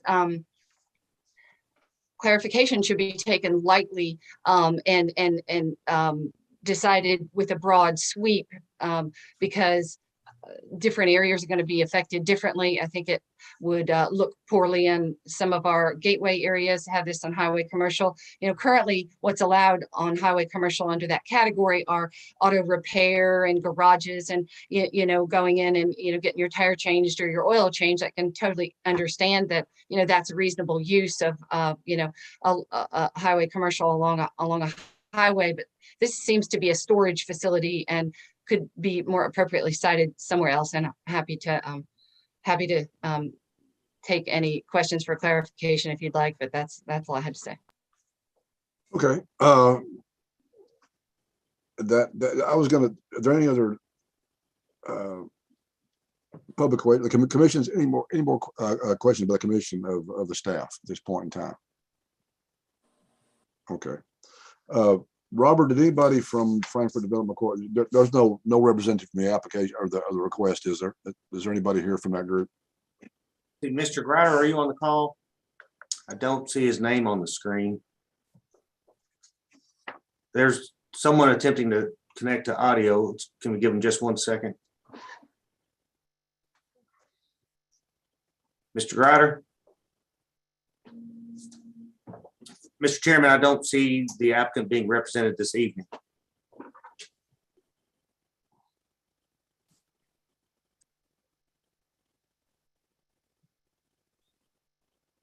You don't think he's going to try to get on? Is he? Okay. No, sir, I don't see okay, anyone from the Frankfurt Development Group present. Well, we can't have any questions. The applicant can't be asked about the applicant here. So I've already asked the public to speak, but I will ask the staff. I'll ask the staff, is there anyone else who wishes to speak or anyone else who wishes to comment at this point in time in regard to this? Okay, well, do we have a motion on the request? Can I ask a question, Mr. Chairman? Yeah, Mr. Mooney. Mr. Hewitt, just clarifying kind of procedurally here, what we're approving a interpretation, but like for this specific application, is what would the next step be? If they're doing this, they're going to present a development plan to you to what this would look like, and that would come back to us, or that's fully on staff at that point, or what does this look like for this particular case? How would it move forward? If there's an existing facility, I'm not sure to what degree a development plan would be necessary. If it would be, say, a green site that required, new driveway, new entrance to the road and things of that nature, then I would request a development plan at that point. This looks like a new site. I mean, is there anything here? I'm assuming it's the picture that's put in the wrong packet, but I don't. Yeah, there was one packet, I think a map got mixed in with the wrong application. There is no map or location specific to this interpretation. Oh, okay. So apologies on that. Well, I thought it said it's a 10-acre parcel on 127 South. No, sir, not in my report. Now, unless it's from the applicant. It says applicant. Mr. Grider's email. It's in the Okay. packet. Yeah. So and I thought that was the picture that was maybe inadvertently in my packet put in with the Robert M. Green, because there's a picture in my packet on 127 South. It may be. It may But be. it looks like just a site that looks like a vacant site that doesn't have anything there is why I asked my question. Yeah, so if it is a vacant site with new access points and things of that nature, then yes, a development plan would be required. And even more so if buildings were proposed, because then we get into stormwater drainage analysis, ingress, egress, impervious areas, things of that nature. Now, the commission, currently, if this interpretation is approved by the commission and a development plan is submitted to me, the current regulations, unless relief from a regulation is required, it's an administrative action. How is it? What is it? A lot more difficult to just add an item on the land use table that says that it expands this to boats, RVs, and then make it a conditional use? Well, that is a different process. The Planning Commission in the past has heard requests for interpretations, and then there is a Planning Commission interpretation book on file in the city planning office. And if, in this case, if the commission finds that boats and RVs do fall under the automobile parking category, then staff would likely put parentheses in our land use table saying includes boats and RVs, as well as the interpretation book. Mr. Chairman, I'm prepared to make a motion when ready. Yes, Mr. Lee. Mr. Chairman, I make a motion that we approve for the approval of the interpretation of parking of recreational vehicles, boats, campers, and other similar vehicles as classified as automobile parking under land use code number 632, with the condition that the development plan comes back before our body for approval. Okay, do I hear a second? Second. Mr. Lusher. Either. Mr. Logan, did your hand come up? I thought he raised his hand. Okay. Is there any discussion on the matter? On the commission. Brett? I'm looking at the land use table, and of course, throughout there, everything is grouped. All the different land uses, the types are within groups.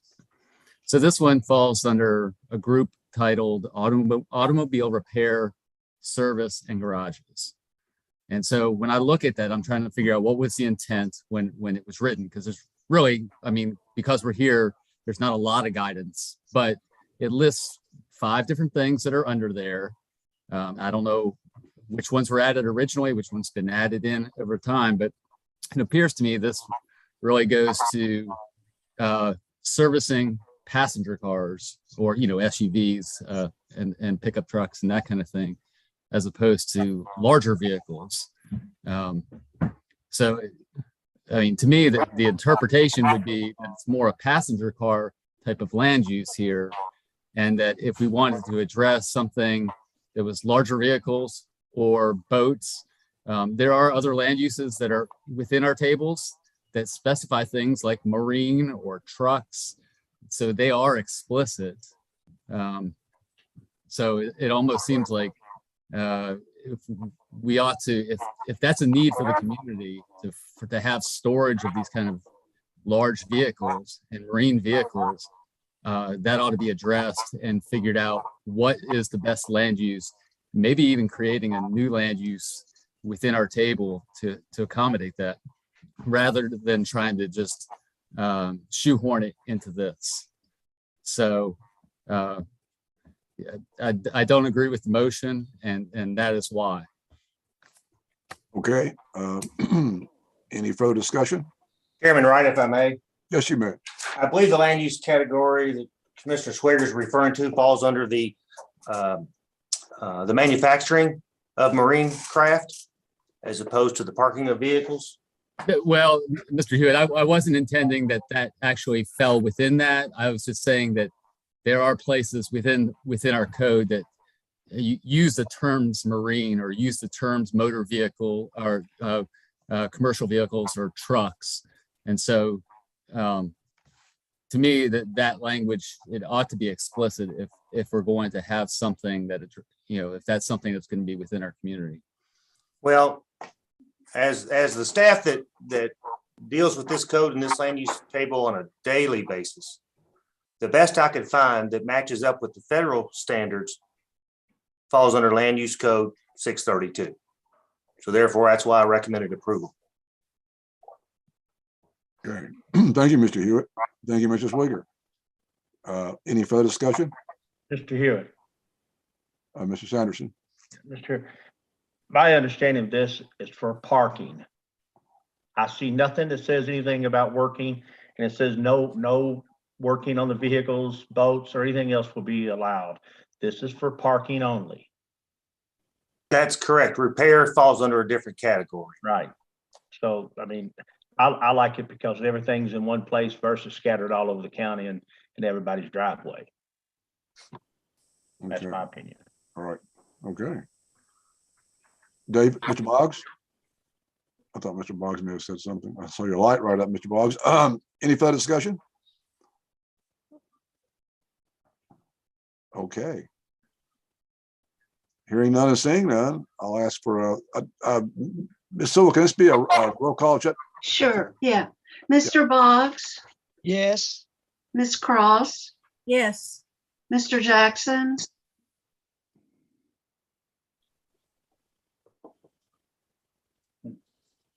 Is Mr. Jackson gone? No, I'm still here. I thought I said yes. Oh, I didn't hear you the first time, but I did the second. Okay. Mr. Lee? Yes. Mr. Looney? Yes. Mr. Lusher? Yes. Mr. May? Yes. Mr. Sanderson? Mr. Sanderson? Yes. Mr. Swager? I'll be the lone vote to no. Chairman Wright? Yes. Motion passes 9-1. Okay. Madam Secretary, would you please introduce the next item? Yes.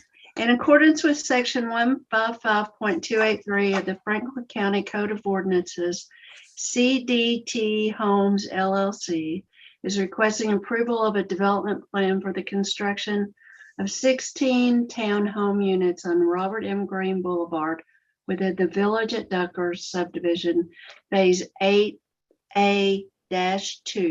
The property is more particularly described as amended lot 340 and recorded in the office of the Franklin County Clerk, Cabinet M, page 175.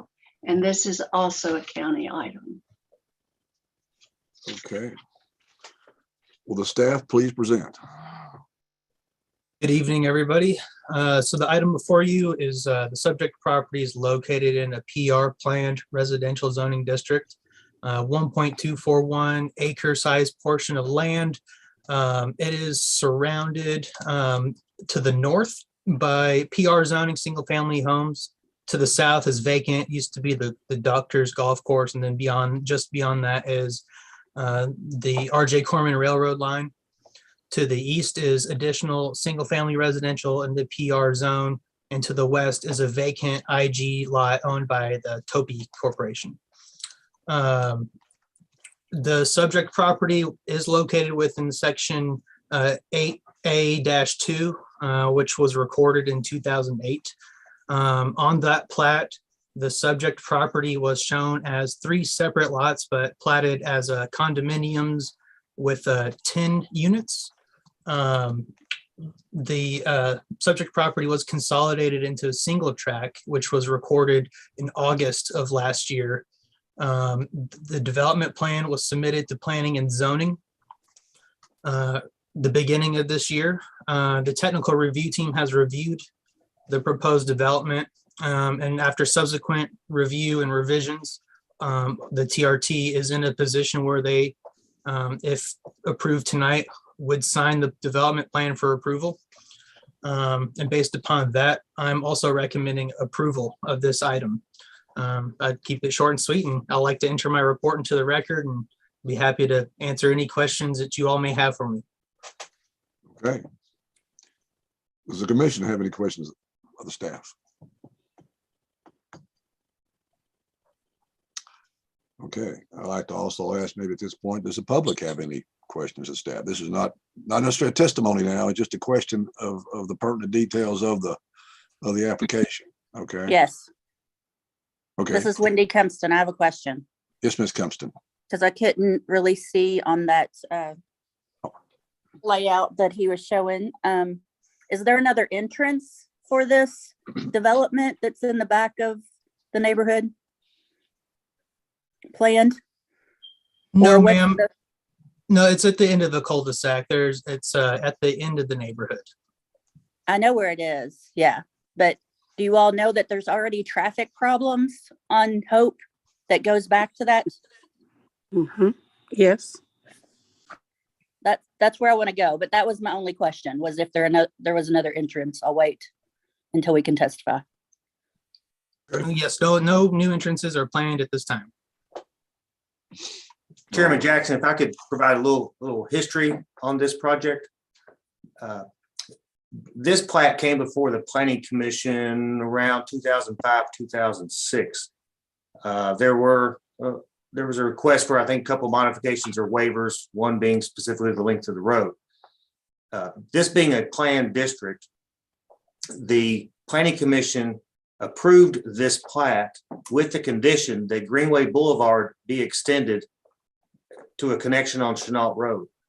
When I became the director in 2006 and this plat was recorded, I administered that requirement of the commission, and that road connection was constructed to county standards and has been brought into the system. So the Planning Commission's requirement for that road to be built was to address the traffic concerns specific to Duckers Section 8A-2. Thank you. I have a question. Yes, Ms. McIntosh. This is Constance Trainer.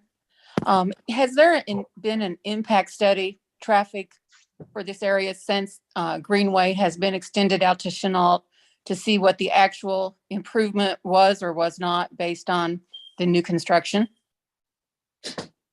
No, ma'am, and one was not required. Hey then.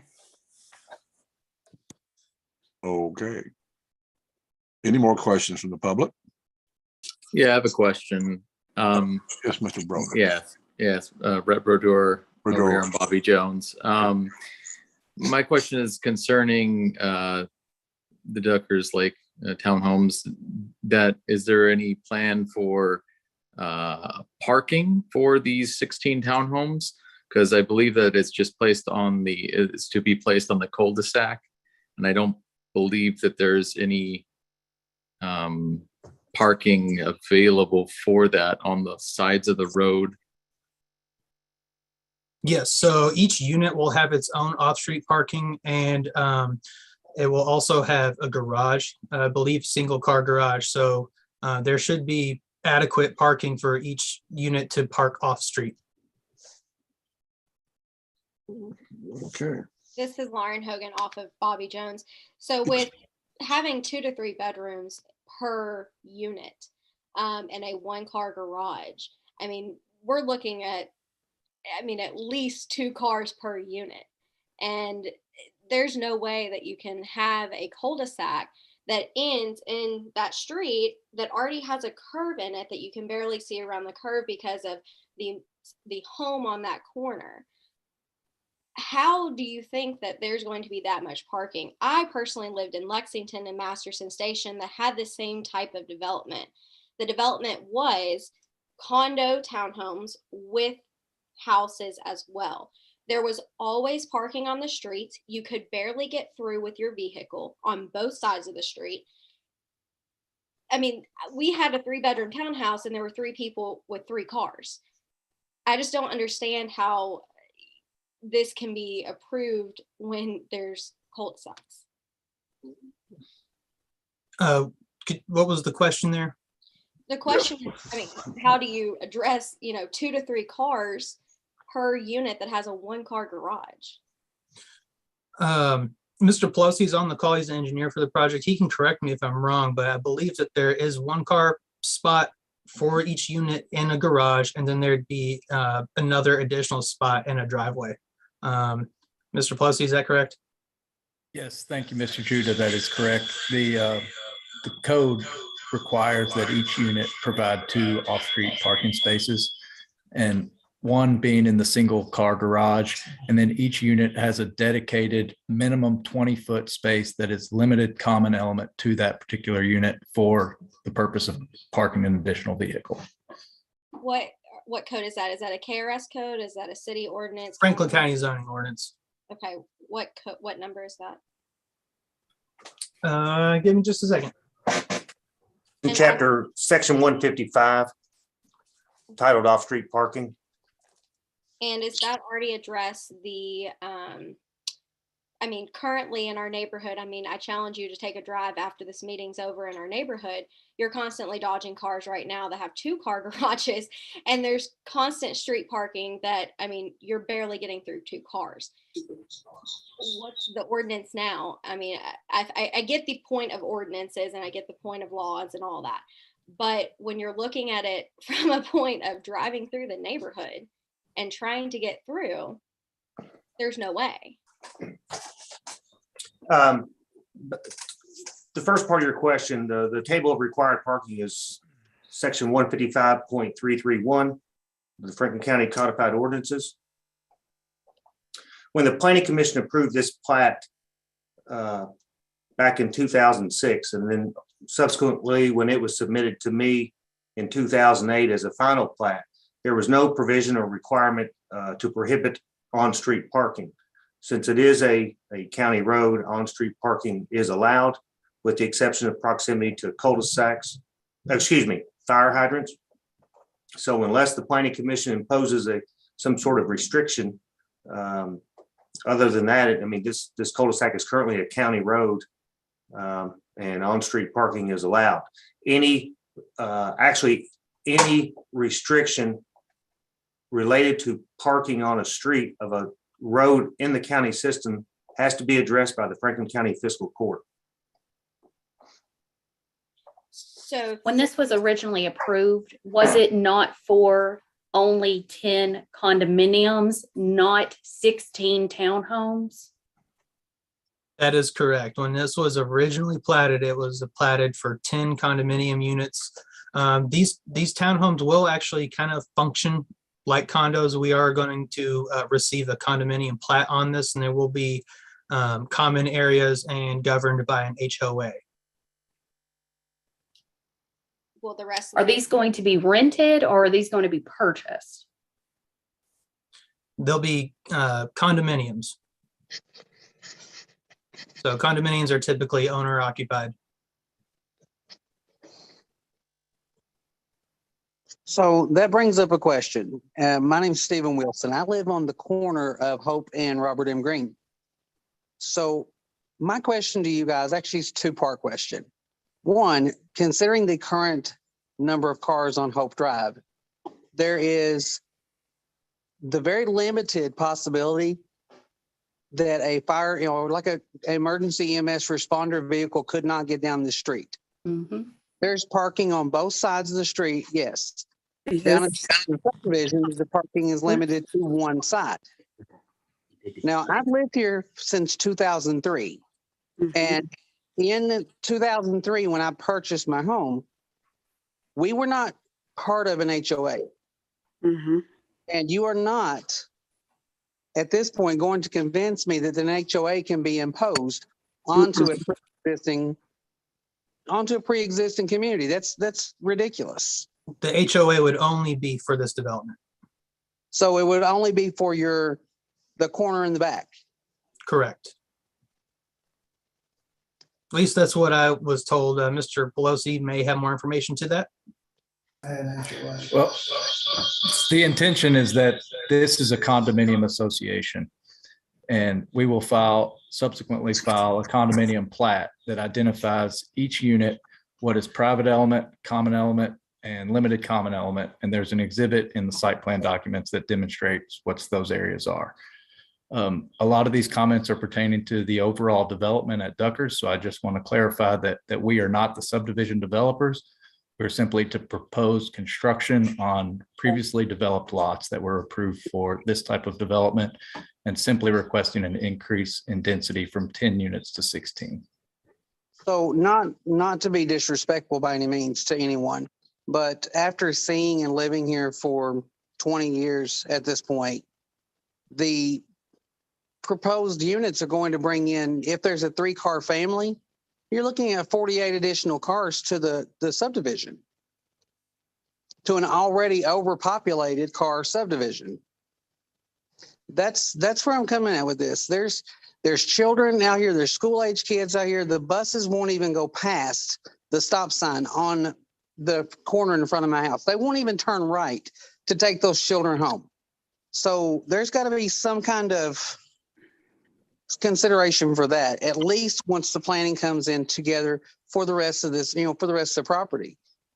And to further that point, what's going to happen with the underappreciated golf course that's closed 4 times? I mean, right now that's a safety hazard just because of all the weeds, the animals that could actually be out there that could actually sneak up and harm somebody. Snakes, we're about to be springtime. There's snakes in there, and this property is owned by Whitaker Bank. It's still not even being taken care of.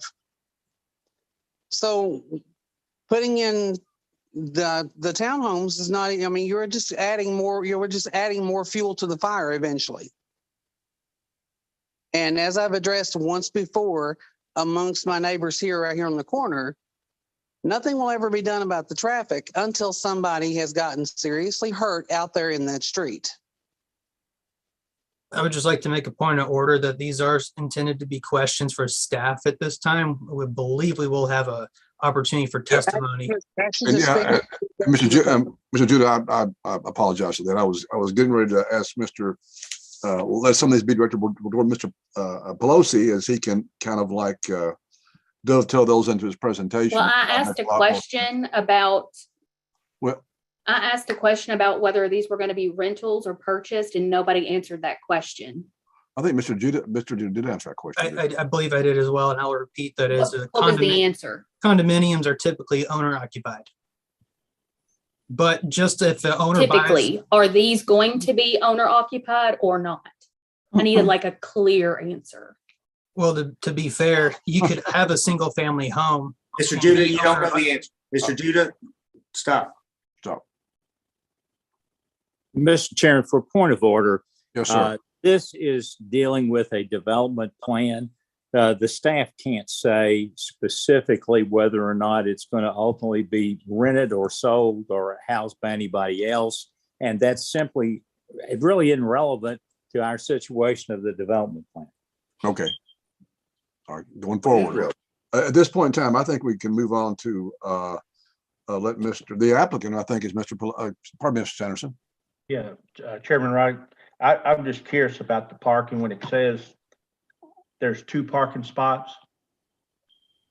Am I understanding that the garage is a parking spot and the second parking spot is in front of the garage. Is that right? That is correct. Yes, 2 spots per unit, 1 garage and 1 driveway. So theoretically one. Yeah. Okay. But no, there's 2 There's 2 by code. We would count both as a spot. because they're off-street parking. I realize that. Okay, are you allowed to parking in front of park the in a garage. cul-de-sac? Yes. Excuse me, can I finish, please? Yeah, please, when you have a garage. question, raise your hand and at least let us see who you are. We'll call on you then. Thank you. If you, Mr. Hewitt, if you're parking in front of the garage, aren't you parking? How's the garage get out without moving the car into the street or something? I'm just curious. Well, I mean, if it's a single car garage and a single car driveway, then one vehicle would have to be moved for the one in the garage to be pulled out. But per the code, as long as there's adequate, or as long as there is provided required parking per the regulation off street, then that meets the county's ordinance. Okay, thank you. For instance, as I look down Bobby Jones Boulevard or down the street where the single family homes are, I would say 90+% of those are 2-car garages with 2-car driveways with the ability to accommodate 4 off-street vehicles. So, you know, those exceed the minimum standards contained within the regulation for a single family home. And so condominiums would also be considered a single family attached unit as opposed to, say, an apartment building. Okay. So there are different code requirements for the different housing type. Okay. Appreciate it. Thank you. Okay, Yes, Ms. McIntosh. Melanie McIntosh, your hand's up. Yes, so I'm getting a little confused. I'm hearing that it's a townhome, and then I'm hearing that it's a condo, or it's a townhome that's like a condo. So are these condominiums or are these townhomes? These are condominiums. Okay, because the letter stated 16 townhomes. So can you describe to me what the difference is between condos and townhomes, just so we all understand? Mr. Logan, are we? Staff, is this now for drifting me or back is this for you? Mr. Logan, are we now drifting back Mr. over to what you Chairman, discussed Mr. earlier? Chairman, that question is to the developer. It has nothing to do with the development plan. Townhomes and condos are ones. I propose we go ahead and have, at this point, we've had quite a few questions from the public and the staff from the commission. Can we go ahead and let the applicant present their case at this point in time? I think that's Mr. Pelosi, right? Yes, thank you, Chairman.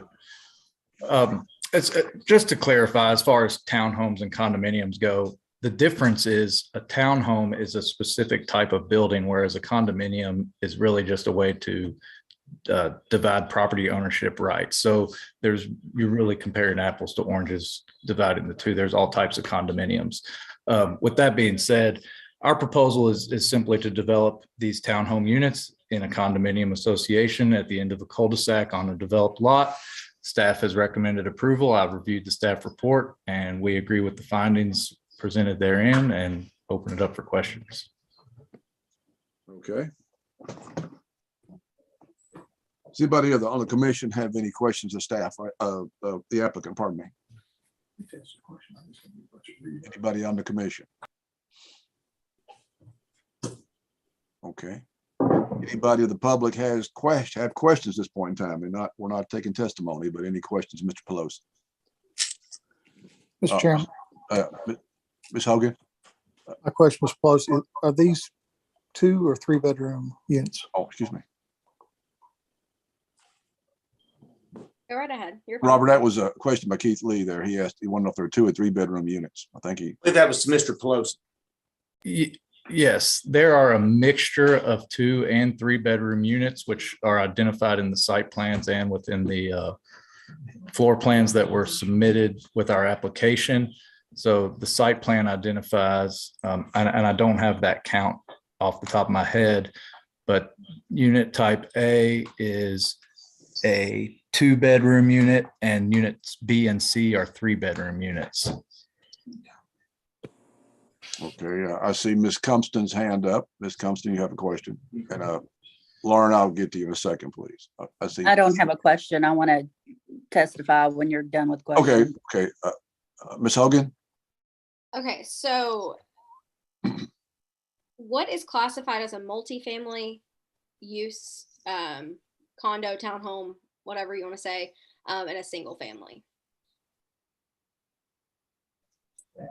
A multifamily building would be an apartment complex, for example, a So dormitory. will these townhomes / condos be connected to each other's? Yes, they are classified as single-family attached dwelling units. Okay, so multifamily, but we're classifying it as single family. But okay, next question. Snow removal. You said it's a county road, cul-de-sac, whatnot. If there are cars parked all the way up and down these streets and in the cul-de-sac, how will snow be removed from the streets? Chairman, for a point of order, again, we are here on a development plan. This is We're a not development here. question, sir. It is not a development question. This is a question about how they're going to do snow removal, which has nothing to do with the development plan. Okay. Miss McIntosh. Melanie McIntosh. Yes, what is the price points on these townhomes and / condos? Oh, I would think that's another relevancy. I don't know how that pertains to the. So we're not, okay, I just purchased my home here. In August, I paid $245,000.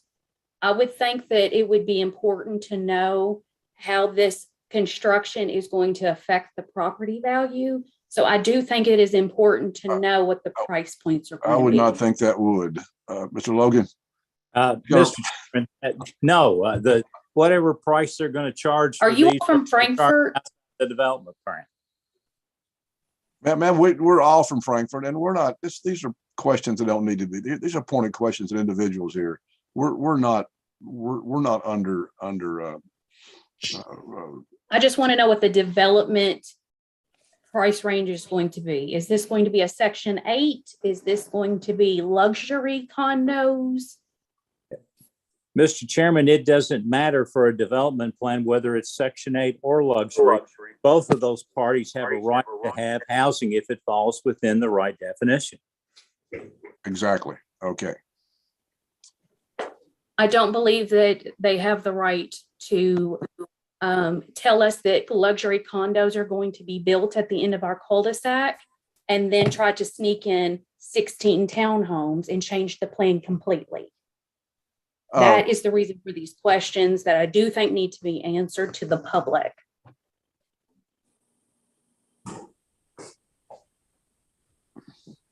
Mr. Hewitt, situations like that where there was an aberration from a development plan, that usually those things can be addressed. I mean, it's not like it's a plan would allow this to happen and then something else would happen totally different. That's something that doesn't the planning staff have some oversight over, and that's also things that will be, you're assuming here the staff is not going to be paying any attention to what goes on out there.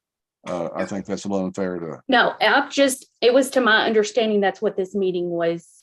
You're asking us to ask questions, and I just thought we were asking questions. Are we not allowed to ask these questions? You're not allowed to ask questions that are not relevant to a development plan. No, this is not simply to ask questions. Okay, can you tell me what is relevant? No, so ma'am, I know not to cross those lines. No, ma'am, I'm not advising you on what should be relevant or not. I will tell you if I think it's irrelevant. Mr. Keeley? I think that's very rude. Yeah, I have the same comment. You all have answered less questions than what they've asked and been very vague on the questions you have answered. And so I guess my question back to this group is, where does one in the community that's concerned about the development in which they live within, as you would be, know what relevant questions there would be? So it's an interesting watching this tonight thinking this is a public thing and you're doing what you feel is right on behalf of Frankfurt, but you avoided and evaded questions around people's concerns about cost value, what it takes to actually get a site survey done, in an impact study done, and disregarded, it seems like disregarded public safety concerns that have been announced here. So at least out of courtesy, giving direction on where we can express these concerns, that they'll be heard. Maybe it isn't in this meeting, Mr. Edwin, but where can we express these concerns so they can be addressed to address public safety concerns and the cost of our homes within the community? So I guess that's the question we have. It may not be this meeting, but you are the experts. Where do you direct us to have these conversations? Are you asking me? I'm asking anybody that's willing to answer. Okay.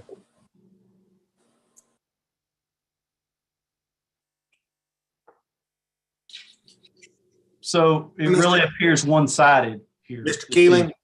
Thank you, Mr. Keeling. Mr. Keeling, this is Robert Hewitt. Could we take your questions one at a time, and I'll do my best to address them? Yeah, feel free to. All right, The first one I'll ask is, I've read 2 or 3 different things it's going to be asked at this committee over the next few weeks, and this one here. What does it take to have an impact study done when a committee hears under planning development the traffic concerns and things in which has been addressed here or been asked here? What does it take to have one done? A traffic impact study? What has to be triggered for you all to say an impact study needs to be done when you hear the concerns that the public has addressed here this evening about development? A traffic assessment is required in the county subdivision and development plan regulations when a subdivision exceeds 100 residential lots or 150,001 square feet of non-residential area. So that's the way the regulation reads. If any development, residential or non-residential, has the potential of generating more than 100 trips a day, then that itself could also trigger a traffic impact study. And Mr. Hewitt, how do you determine the number of trips based on how we work today in peak hours? We don't have peak hours. How are you measuring that? Is that a rule of thumb, or is that from a study you've done previously in that area? That's based on the transportation manual. What edition is that, Mr. Pelosi, right now? Well, the Institute of Traffic Engineers, ITE, publishes a manual. There's a 2018 or 2019 traffic impact analysis, but that is way beyond the scope of what we were doing here. So we're not developing a subdivision or proposing a subdivision. So we're proposing adding 6 additional units, 12 cars to the previously approved subdivision. And so, Mr. Keeling, to follow up with that, if a traffic impact study was prepared or required, it would have been at the time that the developer presented this subdivision plat to the Planning Commission back in the early 2000s. So, which would be out of date and not current under the current situations today, which probably would warrant some consideration to do an impact study and adding. If this were Walmart out there adding another size building, we'd request them to have additional parking in different pieces. So, the community expects a little bit from us. And it just seems like just being an outsider here in public, it just like we're adding to an already concerning issue. And we're denying the public the right to have it reviewed. And that's really why we have you all in place to take our questions. So I'll table that piece of it for right now. That's just a public statement for you all. And, this is my first time on here this evening. I have a question related to what you just asked, though. This is Wendy Cumston. Yes, Wendy. I think Mr. Hewitt said that it was if there were 100 trips. Is that what you said, that it would trigger a traffic study? If this were a new development, that's correct. Okay. Well, the one you said from 2012, none of those houses back on Bobby Jones were there then. And I live on the corner. I know we're just supposed to be asking questions, but I've been holding my mouth for a long time. I live on the corner of Greenway and Hope. And so Greenway, when you all finished that road, which you said you did that, we're a part of that. I moved here, it was gravel. So you said there needed to be more, entrance to the neighborhood. So that road was finished. People drive 65 miles an hour down that road and around my house. And I've had a car that was totaled because people were driving down that road so fast. And then they turn the corner. If I'm trying to pull out of my driveway, they either have to almost hit my husband's car or go into the yard of the lady across the street from me. So more traffic, whether you're saying it's just 6 more cars, Mr. Pelosi, is a lot more traffic. I mean, I don't care whether it's 6 cars or 50 cars. That street of Hope Drive and the corner of Greenway and Hope can't handle any more traffic. Someone's going to get hurt. Children, my neighbor actually got in trouble for having signs saying, please slow down, there's children playing. And the county made her remove those. I don't understand why, because children do play. Someone's going to get hurt. And so that's my biggest thing about the whole development. I don't really have a problem with you all making money, building these, whatever you need to do, but there needs to be another entrance. Ms. Cummings, when the Planning Commission heard the developer's request for approval of a plat for Duckers 882, I am confident that traffic was a concern, or else the commission would not have imposed the requirement for the construction of a road to county standards at 1,050 feet in length. So that was required, and I was aware of that requirement by the commission, and I'm the one that ensured that was constructed for the benefit of the residents of the Duckers village at Duckers, and specifically those who would be in the 8A2 section. Okay. And if there is an issue with traffic control, if you want to address those to the Franklin County Sheriff, I'm sure they'd be more than happy to hear your concerns. Can I ask you a question though? Is there another neighborhood in Franklin County like ours that has an entrance road that has no houses on it? Like usually when you turn into a neighborhood, there are immediately houses, right? So cars would tend to slow down. When you're turning onto Greenway, there are no houses there. So people just speed up. Okay, that's something to think about. That's a law enforcement issue, yeah, not related to the 16 townhomes this evening. Like I said, if you would like to contact the Franklin County Sheriff's Office and address your concerns, I'm sure they would be more than happy to hear you. Okay, I've listened to you all say that a lot of the questions are not related to the development, and I agree. A lot of them were not. But having another entrance because of this development is related. And that's what Greenway Boulevard is. That was required for the Duckers 882 approval, which included all these single family lots and the condominiums shown on the plat recorded in 2008. Does that? Yes, that's for 10 condominiums, not 16 townhomes. 2 completely different things. But what about the buses? I know someone brought that up before. I mean, if you're going to add that many more houses back there and cars back there, right now, all the people that live on Paul B. Jones, it seems like, bring their children up here to the corner of Hope and Greenway and drop them off. If the bus can't get back there, it just seems like there should be another entrance that the bus could get out somewhere in between the railroad and the fire station.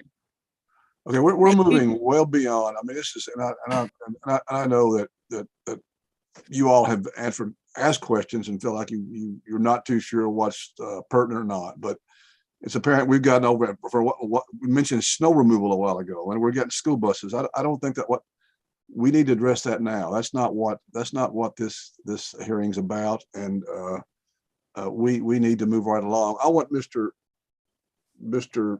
Excuse me, ma'am. Pelosi, we're going to have a chance in a minute to have what it's going to be like. You can speak. Okay, you can make testimony. You can say things here in a moment. Question. Okay, go ahead. Thank you very much. I brought up the topic of the impact study, and obviously at the time of the development, the current traffic situation wasn't what it was. It just happened in the last couple of years. My question is specifically for Mr. Pelosi. Hello, Bobby. Since we didn't do a traffic study, did anyone on this commission drive down this subdivision in the last couple of months since this is coming up and say, hey, let's see what's going on. Let's do the best we can for our community. If you did that, I'd like to hear from you. And how do you reflect on what you saw?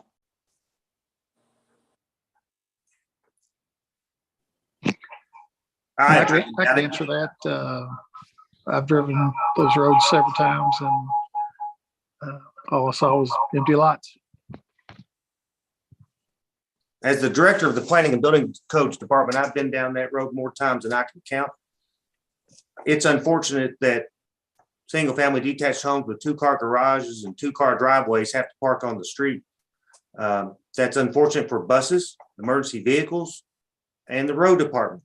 So if obstructions in the roadway from parked vehicles is a concern of you, the residents, I would strongly urge you to contact your neighbors and encourage everyone to utilize their off-street parking so that your children can be safe. School buses can come down because the road is constructed to county standards with a radius on the cul-de-sac to a size that accommodates both fire apparatus as well as school buses. So talk to your neighbors. I mean, if everyone found out about this night's meeting, the vehicles on the street or the safety concerns are on Bobby Jones Boulevard. There's nothing in the cul-de-sac currently. So unless you want to petition the court to impose no on-street parking, I would encourage you to talk to your neighbors about parking on their own driveways and garages. Okay, Lauren, you're up. Your hand's been up for quite some time. Yes, I have a question related directly to the development that I think Mr. Pelosi could probably answer. I heard the term luxury while we were talking. Are these townhomes or condos, whatever they are these considered luxury units? Ms. Nahr, luxury is a highly subjective word that has a lot of different definitions in different real estate markets. I have not been made aware of any previously approved plans that included the terminology luxury. That is again a very subjective opinion matter. We have an architect who is custom designing these properties. There are floor plans and elevations made available for you to see. They're brick frontage. Our intention is for them to be nice. We live in this community as well. What's luxury to somebody else may not be the same to everybody. So.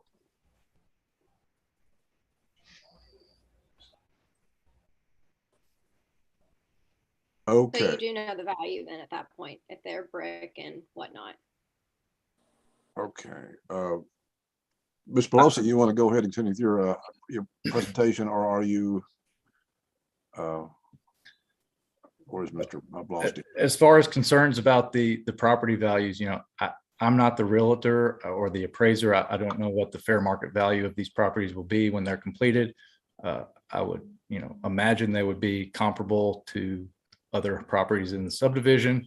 And I haven't seen any evidence or facts that condominium development depreciates the value of single family homes. Mr. Swigert. Thank you, Mr. Chairman. A couple questions, Mr. Pelosi. I think, I don't remember who said it earlier, but said something about with the condominium arrangement that there would be open space that would be managed by the condominium association. What kind of open space is there within your development plan? Because the copy that I have is very small and hard to read. But is any of it, is it just like the backyards, or is there a common area for gathering of the neighbors and that kind of thing? That's question number one. It's lawn and patios. Okay. It's the designation of common area really defines the maintenance responsibility and ownership. So okay. It's common ownership of the association. Okay. But yeah, sort of each person has kind of their, or each unit has their sort of their designated space, so even though it's common ownership. Whoever's controlling the screen, if that's you, Robert, do you mind switching to the next sheet, please? So this is the condominium plan. So as you can see, each individual unit is hatched with a pattern. So whoever purchases one of these will have exclusive right to the use and the maintenance responsibility of that particular unit. The areas identified with a broken hatch, which are designated as LCE, which stands for limited common element, those are also for the exclusive use of the occupant of the owner of that respective unit. However, the maintenance responsibility is common to the association. The remainder of the property is common element, which will be, available for the use and maintenance of all the common property owners. Right. Okay. The second question I have, and this is just something that I thought of just after listening to some of the testimony. I can foresee, I know that this meets our standards for development, okay, for off-street parking. There's 2 spots for each unit, technically. Now, in reality, I can see in the future that there could be some real issues with, people needing a third space or more if they have friends over and that kind of thing. Did you consider, or would you consider modifying the subdivision plan to allow a common area parking facility that would allow for a little bit of overflow to the parking? So it obviously would reduce the number of units by some number, but would you consider that? Just to clarify your question, are you asking if we would consider replacing a unit with a parking lot? Something along that line, yes. I think I don't want to speak on my personal opinion, but a parking lot or an overflow parking area in a single family residential development would be less characteristic of single family development than what we're proposing. Okay, I was just looking at an alternative option to possibly address some of the people that are testifying, but also probably some of the people that are going to be owners in the future. I mean, I guess my counter to that would be these units will be built and listed for sale, and whoever chooses to buy them will be able to see what they're buying. And we all might like extra parking spaces or garages, and we're all free to move and buy whatever properties we can afford. I suppose we can let the real estate market determine that. I don't have an answer to your question of how people will use their private property once they purchase it. Okay, that's the only questions I have. Okay, well, Ms. McIntosh. Yes, Melanie. Who will be over the HOA? What do you mean, who will be over the HOA? Could you clarify? Who would oversee the HOA? Majority owners. Yes, it would be there would be an ownership board established per the bylaws of their homeowners association that would establish how they are governed and what the responsibilities of that board are. That governance document will be filed with the Franklin County Clerk's Office and will be public record and available for anyone to review. Okay, Mr. Sanderson, I saw your hand up. Yeah, I'm probably going to make Mr. Logan mad. I usually do, but just for all you all that are interested, you all have a magistrate that represents you all.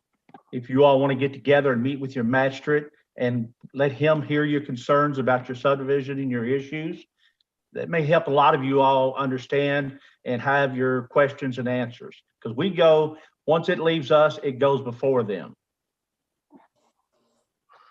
Okay, Ms. McIntosh, we're getting ready to after Mr. Pelosi gets through with his presentation, we're going to have a chance for some people to speak. It's a little bit less than a question. It's more like a testify. Let's wait. Mr. Pelosi, how are you coming along with your presentation? Are you? Chairman Wright, I'm ready to conclude. Thank you. Okay. Chairman Wright, if I may advise the Planning Commission and address Mr. Sanderson's yes, sir. Comment directly. Since this is a planned district, this approval or denial of this lies solely with the Planning Commission. It does not go to the fiscal court. And I do not have the authority to approve this. Only the Planning Commission does. Now, if the Planning Commission approves it, I could be authorized to sign on your behalf as a designee, but this is not an administrative action. It is an action of the full body of the commission. Okay. Thank you. Okay, Melanie. Yes, ma'am. Is the planning commission in this live meeting right now? Yes, it's being broadcast over Zoom. And how many? 10. Yeah. 10 members. And they're in here right now so they can hear Yes. everything we're discussing. Yes, we've been listening. Okay. Okay, give it Mr. Pelosi has wrapped up his presentation, and what we usually do at this point in time is allow people to No, we don't. we do not at this point in time, Mr. Logan. Who are we Mr. allowed? Chairman, I'm prepared to make a motion when ready. Okay. You want to go ahead? Mr. Chairman, you have indicated individuals have asked questions. If they want to make a statement to the commission, I think we should listen to them. They have been here all evening, just like we have. That's what I was asking. So this is the time you can make a statement, ask a question, but proceed. I think Miss who had her hand up for a long time there. I think Miss comes. Do we need to swear in people for testimony? Okay, we do. No, we do not. They can give their name. This is not a public hearing. Public hearing. Okay, thank you. We didn't have to go through any of this, but we're allowing individuals to make their statements. So let them give their name and let them make their statement. Okay. Who do we start with? Okay, this is Wendy Kempston, and I'm sure that you all are going to approve this development. So my only real comment, because I've already expressed all my concerns about the traffic and the danger for the children and how the Hope Drive and Greenway, that corner is so congested and people drive too fast. My only real request is that you all approve this with some kind of contingency that another exit and entrance road be looked at for the future. Because as it stands now, Greenway and Village Drive are not sufficient with all of the houses that were built back there on Bobby Jones. Okay. All right. Thank you, Ms. Compton. Any more statements? Yeah, I'd be happy to speak. Sure. Okay, thank you. I love my home. I am on Greenway and I am at the T section of Hope Drive and Greenway. I moved in 7 years ago and I had the luxury of a fairly quiet reserve subdivision and very pleased. The construction began on the homes back on the far drive back there by the railroad, and incrementally over the last 5 years has become worse. It's to the point I can't open my mailbox on Greenway without fear of being run over. The residents on Greenway, I'm very pleased to say, we do not park on the street. I have been watching it the last couple of weeks, never seen a car. But what happens when there was a comment, well, you're going to lose your right to park on the car. You want to know what happens? As Ms. Cumston said, they drive 60 miles an hour. And yesterday I was checking my mail and I was not on the street. I stand up in the yard and twist around to the mailbox. A car saw me and thought I was in the road and swerved to get away from me and nearly hit the car head on. And I'm like, okay, those cars are going to be on top of me. They're not going to hit me. And that's a daily thing in my home, of which I have not experienced until the last three years. I just can't believe that there hasn't been any consideration to the traffic I'm speechless. I still love it here. I can't say that it could take any more traffic whatsoever. I personally don't feel comfortable. A few of you indicated that you have driven back there, and I think someone said they just saw a row of houses. Give me a break. There's a clear problem. I also have 13 years of professional property management experience, and I can tell you that townhomes and condos are the quickest source of devalue of personal property, specifically to the townhomes and specifically to the condos, not necessarily to the homes surrounding them, but the fastest way to lose money on real estate is to buy one of those things. And looking at the plat that I saw with the parking, looked like some of the driveways you have to come and curve to go in there on the end with the additional units they've added. And what happens if one of those people have a boat? Okay, let's talk about homeowners association. I've read recently that there are sections of Duckers now that are supposed to have homeowners associations. When I bought my home 7 years ago, I was told that my area was in it. There's no homeowners operating here in it. And what we've missed here is that you have to have someone willing to stand up and take responsibility. And I don't see that happening, especially in this price range homes. And with my experience in property management, we've got a pretty darn nice subdivision. We've got parking issues, and it's getting ready to take a hit at whose expense? You know, it's certainly not going to be anything appropriate or helpful or safe for the current residents of this subdivision. When the houses started going in, I couldn't believe what I saw. When someone said, "Oh, I just drove down, I just saw houses," you certainly, as a property manager, you can certainly hear what's going on in the next house. They're so close. If anything's loud, these townhomes will be the same way. And so again, devalue of property. Now, I know we can't control it. You can't even predict it, but I'm just telling you based on my professional property management experience. I had multi-family units both in Boston, Massachusetts, and I had multiple in Lexington. I had several in Louisville. And then I just began my teaching career 30 years ago, of which I've just retired. I've seen a lot. Just to watch these cars whipping around that corner in front of my house. The young lady who lives on the corner there has had multiple cars end up in her front yard. I spoke last week with J.W. Blackburn. You mentioned the magistrate. I called him. We had a good conversation. There just don't seem to just like what we just listened to the last hour, where it just seems like, well, it's approved and, you know, you can talk and good luck. There should be more than good luck to hardworking, tax-paying citizens that are saying, wait a minute. And on that, I rest. Okay, thank you, Ms. Trainer. Mr. Carrier. Yes, name is Rick Carrier. I'm here with my wife, Diana Carrier. I'm a permanent resident of Frankfurt, retired from the police department and sheriff's department. We bought a home here at 107 Bobby Bones Boulevard about a year ago. We gave a substantial amount of money for it.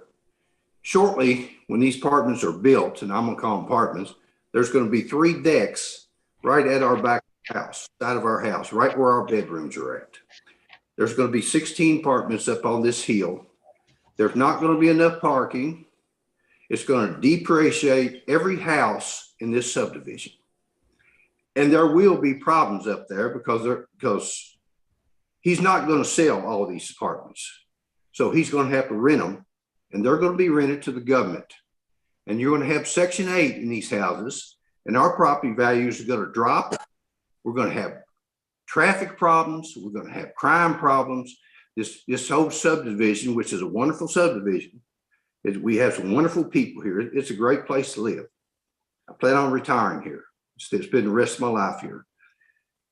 But once they do that, we're going to lose money. People won't be able to sell their houses. They're going to be underwater in their houses trying to get out of here. I'm speaking from experience. You're going to have problems up there. You know, the original plans had 10. That wasn't too much problem, you know, because a little bit nicer. But when you start running them in together, and run them in like that. Nobody's going to buy all those apartments. Our houses here was cost anywhere from $250,000 to $300,000 from this street and other street are going to go down just so some guy can put a little bit more money in his pocket and crap on everybody else in this subdivision. Basically, that's what's happening. And we're going to lose our peace, and kids are going to be running wild in the subdivision. I don't know what to say. I didn't, if I thought for a minute that they were going to put 16 apartments in by my house, which I spent about $250,000 on, I would have made a U-turn and left this place. Now, if I go to sell my house, do you think I'm going to get $250,000 for my house? Those apartments up there? No. If any of you say that I would, you don't know what you're talking about. And I wish the gentleman that's going to build all these apartments would reconsider, just for the sake of people in this subdivision. Build nice condominiums. Reduce the size so you can have parking. That lady's correct. It's not going to be safe. It's not safe now. You have to slow down to watch what you're doing. And you're going to have a host of little kids walking to the school bus, because I got grandkids too. And because the bus can't come back here. And there's going to be safety issues. Guys, that's it. I just told you the truth. I think you know it. Yeah. You have anything to say that? Thank you, Ms. Carrier. Ms. Hogan? Chairman, Yes, Mr. Lee? I know the public can say anything they want to. These are individually owned units. These are not apartments. The square footage of what things are going for a day, these will be sold in excess of $275,000. These are not apartments. There's no way anybody's going to rent these to Section 8. I'm ready to make a motion. We need to move on. If that's correct, I thank you very much. But still, you're going to have traffic problems and safety problems there. Like I say, I'm speaking from experience. Okay, let's take two more questions here. I see two hands up, Ms. Hogan and Ms. McIntosh. Ms. Hogan, go ahead. As you can tell, our neighborhood and our streets have a lot of emotion towards this. First of all, I think that it is really offensive how you as a collective body have talked to us tonight, how you have evaded our questions, how you have not taken our concerns into consideration. It is irresponsible and reckless to not have an impact study on transportation and values of your home. I would also like to say that this type of dialogue and this type of discussion is exactly why Franklin County continues to lose in population, continues to not grow at the rate that it wants to because of this. There's no one, I would venture to say, who wants development and population increase than myself. When I bought my house as a 24-year-old here in Frankfurt, I grew up in Frankfurt, graduated from Franklin County High School. I could have gone to Washington, D.C. I could have gone to Lexington, any place that I wanted to, but I chose to come here. I chose to buy my home for $165,000. Now I know, after those 2 years of owning my home, my property value has increased dramatically. Dramatically. The east side of Frankfurt alone has a lack of homes, a lack of starter family homes for people like me to stay here, to move here, raise a family, start a family, whatever. I get that adding these condominiums, townhomes, whatever name you want to attach them to, I get it will provide another value to this area, but the golf course would also provide a value to this area. Also, I mean, a community like pool or whatever you want to use would put value into this area. I mean, I just don't really understand how you can look at all of us at this moment and not take us seriously. I think that we have serious concerns. We do. And for us to be asked questions, especially myself, and say that they aren't germane, anything to this discussion is germane, first of all. Anything we ask. If we created an HOA ourselves, does that mean that we can rule our streets and rule our neighborhood? Because if that's the case, then we can create one right now. And I can assure you, my neighbors who have expressed concerns on this development would pay for that to shut this down, because you're not listening to us. This is exactly the type of dialogue that does not help a community, the exact dialogue. And for someone, I can't remember who said it, that you drove out here and saw empty lots and empty houses. I have 3 houses right now across the street from me that they just built in the last 12 months. 3 houses. One of those houses just sold for $275,000. And if you think that my voice doesn't matter, that's offensive. That's offensive to all of these people. The fact that we also can't get a school bus down this street because of congestion and because of not an accessible turnaround point, you should be ashamed of yourselves as a county and a school district to not provide our families with what they need. And I just personally, I think that this is beyond ridiculous that we spend an hour trying to get people into this meeting when it should be in person anyway. The state of emergency is over. This should be in person. Personally, I think that it's because you didn't want to face us, because we did have concerns and so many people did sign up to testify. And I think that, our neighborhood, our concerns, Duncan Road's concerns, Peaks Mills concerns, they should all have been tabled tonight until we could have had an in-person meeting so you could see all of us in person. And I don't think that, us having any of these comments is really doing anything, because you have your minds made up. I think that it was Miss Trainer or Miss McIntosh or Miss Cumpston that said that. You have your minds made up. Someone's going to make a quick $1 or $2 off of this. We get it. Honestly, all of us could probably buy all the townhomes and manage them ourselves, because at that rate, at least we know what's going on. And you can sell them and you can rent them or whatever you want to say, but you can't tell who can go into those properties and live. And I'll conclude because I'm done with all of this. All right, Ms. McIntosh. Melanie. Yes, Miss. I actually have a list of things to discuss. Brother. I moved here in August. I moved on Bobby Jones Lane. I moved here because I have a 6-year-old son who was getting ready to start school. And at that time, the housing market was crazy. As soon as this house became available, I jumped on it. I paid $245,000 for it. I used a realtor through Crumbo, who was wanting to build these townhomes. And when we visited this home, and I know you think this is funny, Robert, but it's not. When we visited this home, I asked specifically, what is going to be put at the end of this cul-de-sac? I was told it was going to be 10 luxury condos that would be for purchase, not for rent. Great. I bought the house.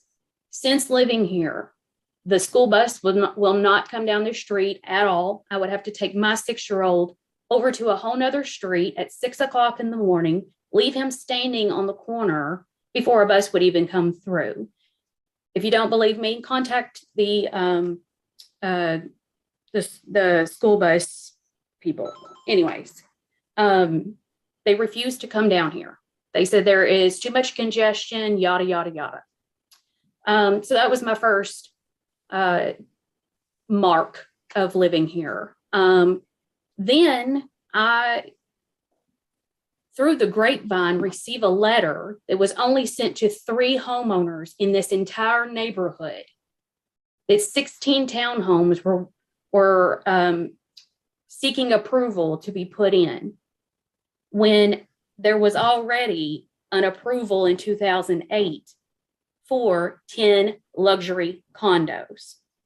Why they are wanting to switch that now, I have no idea. I'm sure it has to do with money, but not even come down through here and see what this neighborhood looks like, to not spend 1 week traveling to and from every morning, every afternoon, picking your kids up from school back and forth and seeing how this neighborhood is very sad. That I would think it would be your duty as Crumbo, being a very well-known company here in Frankfurt. I would think he would care enough to want to know how this community feels about it. I had to go door to door to every single house in this neighborhood to make sure every single person knew that they were trying to put in 16 townhomes on the very back street of the entire neighborhood. Okay. When I went door to door, nobody knew about this. That is why you have so many people in this live feed right now.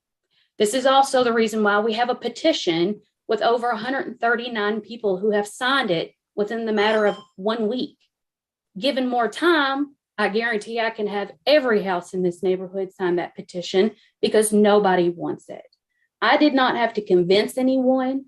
I simply rang their doorbell, asked them if they wanted 16 townhomes back here, and the answer was absolutely not. I have that on record. I can submit that to whoever wants to see it. Totaling the number of signatures that I received, I did my research and I looked on the PVA and found out exactly how much everyone paid for their homes. For 139 signatures in this neighborhood, that is $11 million invested just with those signatures. That's not including the rest of the neighborhood. So you mean to tell me that our voice does not matter? It does. We have invested in this town. We have invested in this neighborhood. We want to live here. We want to grow here. I want my child to be 18 years old before he moves out of this home. But I'm telling you right now, I will let this house go to the bank before I stay on this street under false pretenses from Crumbo. So I don't know if there is a compromise, if there is another street you can put in, an entry, an exit. I don't know if you can revert back to the old plan and put in those condos that were promised to everybody in this neighborhood. I don't know what you have to do, but this isn't it. This is not it. I have a Down syndrome brother who stays with me periodically, and God forbid an emergency vehicle have to travel back here to get to him. Because I'm telling you what, it would take one time for something bad to happen. I hope you all oppose this. I hope you all do not allow 16 townhomes back here. I hope you consider something else. Maybe small homes to fit. I mean, townhomes don't even aesthetically fit in back here. They don't even make sense. You should see this street back here. They're all brand new, sophisticated, expensive homes. And you want to slap something like that right at the entry of it. Ms. McIntosh, have you looked at our plans? Have you looked at the plans? Yes, I actually did. I went down to planning and zoning. I pulled up your all's plans. I also pulled up the plans from 2008. What Robert specifically Hewitt about helped our me go plans? over those. What specifically about our plans do you identify as not fitting the character of your subdivision? Mr. Chairman. I want Yes, sir. Well, to make a point of order. Okay. This lady is trying to give her statement. can I answer his question, please? No, you're trying to give your statement. Let her give her statement and have the applicant remain silent like they have had to do when he was testifying. Okay, Mr. Pelosi. Thank you. Thank you, Ms. McIntosh. Go ahead, Ms. McIntosh. Robert, I would answer your question, but Edwin's not allowing it. Sorry. You can say what you want to say. I just didn't want you going back and forth at the time. He was interrupting you. Oh, no, he wasn't. He wasn't interrupting me. I was finished. Oh, okay. I'm sorry. I thought you had other things to say. So go ahead if you do. Mr. No, Pelosi. Robert, would you like me to answer your question? Yes. Well, first of all, 16 townhomes is excessive, in my opinion. Well, in everybody's opinion in this neighborhood. Also, if you come through here and you look at each home that has been built, your plans is going to be an eyesore. It's going to be a complete eyesore. It does not fit in at all. You all have, your plans have look like they have been squeezed into a small hole. And it is going to look like trash, in my opinion. No offense. But I do think that it would look better at another area. If you take neighborhoods like Riverbend, it was absolutely gorgeous. What did they do? They put in nothing but townhomes and apartments. It looks awful now. It looks, nobody wants to live over there. Same way with Silver Lake. Now you're wanting to do it over here in Duckers. Mr. Now, Chair, if you give us Mr. Chairman, these $250,000 condos, we can stay like on what you have topic over on like Woods Way, I at think other that would be subdivisions wonderful. and other But those developments. aren't squeezed in. Which- Those are nicely put Ms. in. McIntosh, Ms. McIntosh, we're drifting too far out here again, as Mr. Logan says. We know you have a lot to say, but this meeting can embrace everything, other subdivisions, other neighborhoods. I know you're trying to make a comparison here, but Oh, I was told that this meeting was to get all of my concerns out. okay. Robert Hewitt informed me that there was a list of things that I could bring up. So I'm really confused as to why we're being cut off and timed. Well, other than the fact that a lot of people do not, they thought they can say what they need to say in less than a half an hour, 45 minutes. Let's keep, as chairman, I can put a time constraint. I've chosen not to do that. But the list of things you have here, I think that go ahead. And you said you were finished a moment ago and Mr. Pelosi spoke and then you started back up. So we're going to Oh, take, yeah, I was answering we're going to take his you at your word, and Yes. I'm going to move on to Miss Lauren right now, Lauren Yar. And let her Gotcha. speak. Hello. Yes. So I have a few things written down that I would like to say. First of all, I'm Laura Narr, and I live on an adjoining property of the proposed 16-unit townhomes. And I would briefly like to express a few of the concerns I have for this site, and some of them will be echoing my neighbors.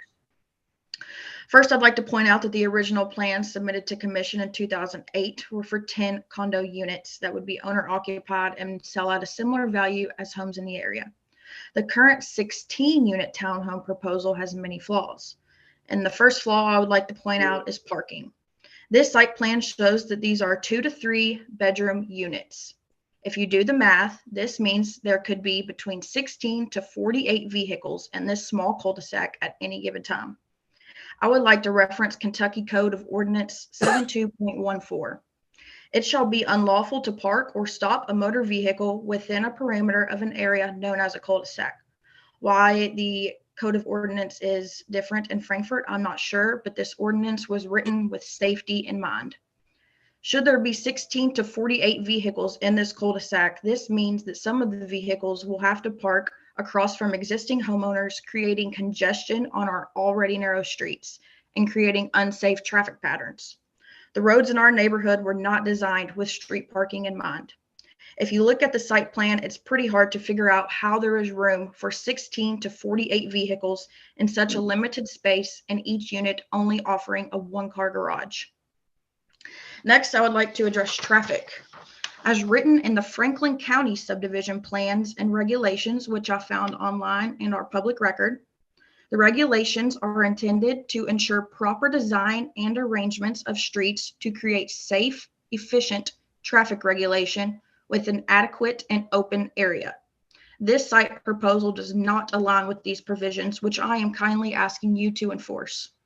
There have been multiple instances on Hope Drive, which is perpendicular to Robert M. Greene and is also the most used entrance and exit into our neighborhood, where emergency vehicles could not make it to their destination due to cars parking on the narrow streets. There has also been cars hit on Hope Drive due to high congestion. I believe an effective solution to this concern would be to add another entrance into the neighborhood with a street wide enough for the capacity of the extra vehicles any future units in this area would bring in. Another solution I'd like to propose is to deny this site plan in its current state and lower the number of units being built and resort back to the original 2008 condo plans. This is currently a growing, low-crime, family-friendly neighborhood where kids can ride their bikes, play with friends, and adults can walk their dogs. I'd like you to keep that in mind when you look at these plans. I'd also like to raise an issue with the property values of our homes being lowered. Currently, the homes in our neighborhood sell for an average of $250,000 if you look at the PVA website. Bringing 16 townhomes that will likely end up having many short-term residents on a year-to-year lease will add no value to this neighborhood. Short-term residents do not care about the long-term success of our family-oriented neighborhood. To add long-term value to this neighborhood would to be adding a park for the residents, not 2 to 3 small 2 to 3 bedroom townhomes.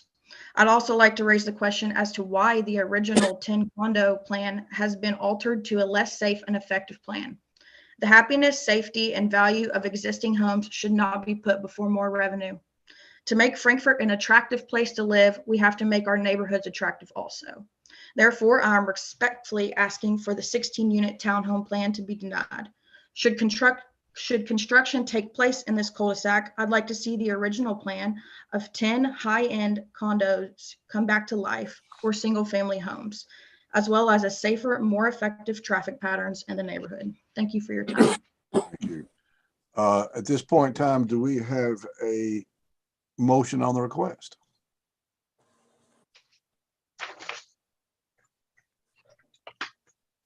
Do we have a I have a motion? couple questions, Mr. Chairman. Please, Mr. Lee? I'd like to make a motion if we're ready. Yes, sir. I'd like to make a motion that we approve the development plan for the construction of 16 townhome units on Robert M. Green Boulevard within the Village of Ducker subdivision phase 8A-2. Okay. Do I have a second? Do I have a second on the motion? Second. Okay. Second by Mr. Lusher. Okay, is there any discussion? I have a couple questions, Mr. Wright. Yes, Mr. Looney. And it's for Mr. Hewitt. Robert, when the initial subdivision plat was approved, the development plan by the commission, due to the density, it would have had a traffic impact study done. Is that correct? Correct. Yeah, no doubt. No, Don't say no. Robert, did you answer that? No, sir, I didn't. Okay, that was for you. You don't mind? I was an employee at the city of Frankfurt when this was presented to the commission. So I have no firsthand knowledge if this section of Duckers required a traffic study by the commission, or if even the entire subdivision of the village at Duckers required a traffic impact study. Okay. I mean, I guess Keith, or some of y'all may have been on the commission. Do you think would it have one then? In development plan of that size, I would. Point of order, I Mr. would Chairman. have to Pardon me. believe that we did. Mr. Logan? Mr. Chairman. Yes. There's a motion and a second on the floor going back to introduce new evidence now. Is correct. Too late. I didn't have a chance to get my questions asked, though. I've got some outstanding questions here. Yeah, I did ask the commission if they had questions of the applicant. I did, and staff. Mr. Looney, I've never known you not to get a question in if you needed it. I understand. Okay. I've been deferring to, we've had a lot of public citizens that have had comments, and I've been holding till they got finished. I haven't had a chance to ask some pertinent questions. Well, you asked your question. Is there another question you have then? Actually, I don't know if you heard me, but to answer your question, I do not remember specifically, but anything of that size in the time period we're talking about, without question, had a traffic study that was attached to it. I guess I can't ask any more questions. Yeah, you can. Go ahead, Paul. But we should have asked him before there was a motion in a second. I'm just trying to go through Roberts with us. You know. I mean, my second question was going to be, this obviously is exceeding what the number of units on this tract had in the original plan. And my question is, how is the rest of the subdivision built out compared to what was originally in the density? Is it exceeded it, met? Where does that fall? From my knowledge and review of the plats and my tenure here, it has developed as it was laid out. Okay, so none of it others has exceeded what it showed? No, sir. Duckers 882 is the most recent addition to the village of Duckers, and I say that in relative terms, in that the preliminary plat was approved in 2006, along with the construction plans. And then the final plat 2008. That's when the recession hit, so nothing happened.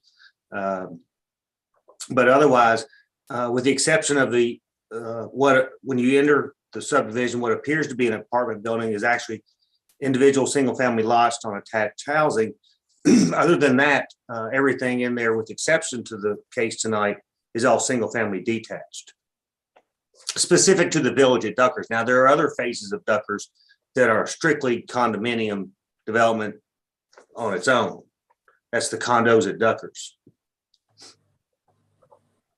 Okay, no, thanks. I was just curious that obviously as it's built out, if anything else had gotten more dense than it was originally, and it had been segmentally approved over time by the commission to exceed that, was kind of my question. I think you've answered that no is the answer, that all the lots were laid out and built as they were originally approved without exception until tonight. Yes, sir. Okay, thank you.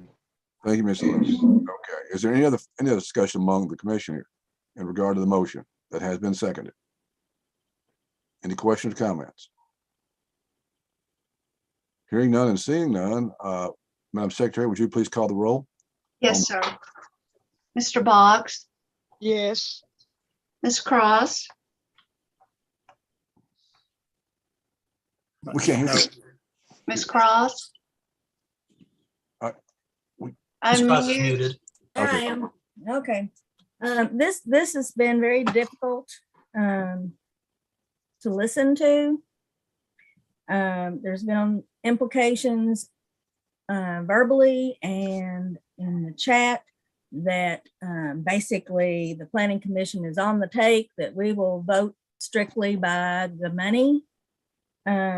Just quite a few insulting things have been hurled around, and I have to tell you, I've been on the fence through this whole thing.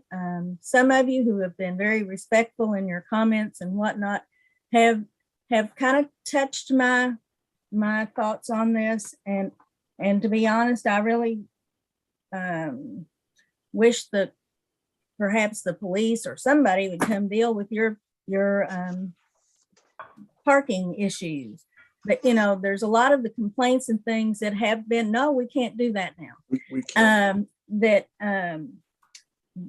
really, as Mr. Logan has tried to tell you, have nothing to do with this vote, and the traffic is one of them. And not the traffic, but the fact that your neighbors park out in the street. So I'm going to vote as I read through all of this earlier, and I listened to what was added tonight, and I felt that I should vote yes, and I'm going to do so. Okay. Mr. Jackson? Yes, ma'am. Is that a yes? Yes. Y-E-S. Yes. Thank you. Mr. Lee? Mr. Lee?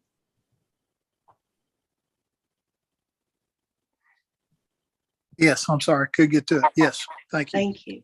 Mr. Looney? First of all, I appreciate so many of you that have come to the meeting tonight, and it is difficult that, the things that we were dealing with were, and a lot of the issues that you all had were way outside of the scope of what we could deal with. And that's regrettable. There are a lot of issues that I agree I see with what you're indicating. Again, that, you will hopefully be able to take up with other entities like the sheriff, your magistrate, but things beyond the scope of what we can deal with. That said, this tract was platted out for 10 lots, 10 units, and not 16. And given what I'm hearing, that I don't see why that's not still appropriate. So I'm going to vote no. Mr. Lesher, Yes. Mr. May, I'm going to respectfully vote no, Mr. Chairman. If I could explain my vote, I agree with some of the things Mr. Looney said, that while this was originally platted for 10 and the density bothers me just a bit, and I certainly sympathize with all sides, but that's my vote. Mr. Sanderson, I'm also going to vote no. I think we're trying to overbuild the area, so I feel like no. Mr. Swager, I heard what everybody said, and there were things that were heartfelt. There were things, but there were some things that were. It's hard to. It's as a member of the public, it's hard to understand the rules that we're working within. So we were focusing on our review on the development plan itself, and one of the things that was concerned, I mentioned it earlier, is that I believe that the parking, the off-street parking, although it meets the letter of the code, I really think there's going to be a lot of problems if it's built the way it is. And so I think I'm not opposed to the overall proposal, but I am, with the way it's laid out and the limited space, I think that I would support it if it was resubmitted in a different format. So I am going to vote no. Chairman Wright. Yes. Motion passes 6-4.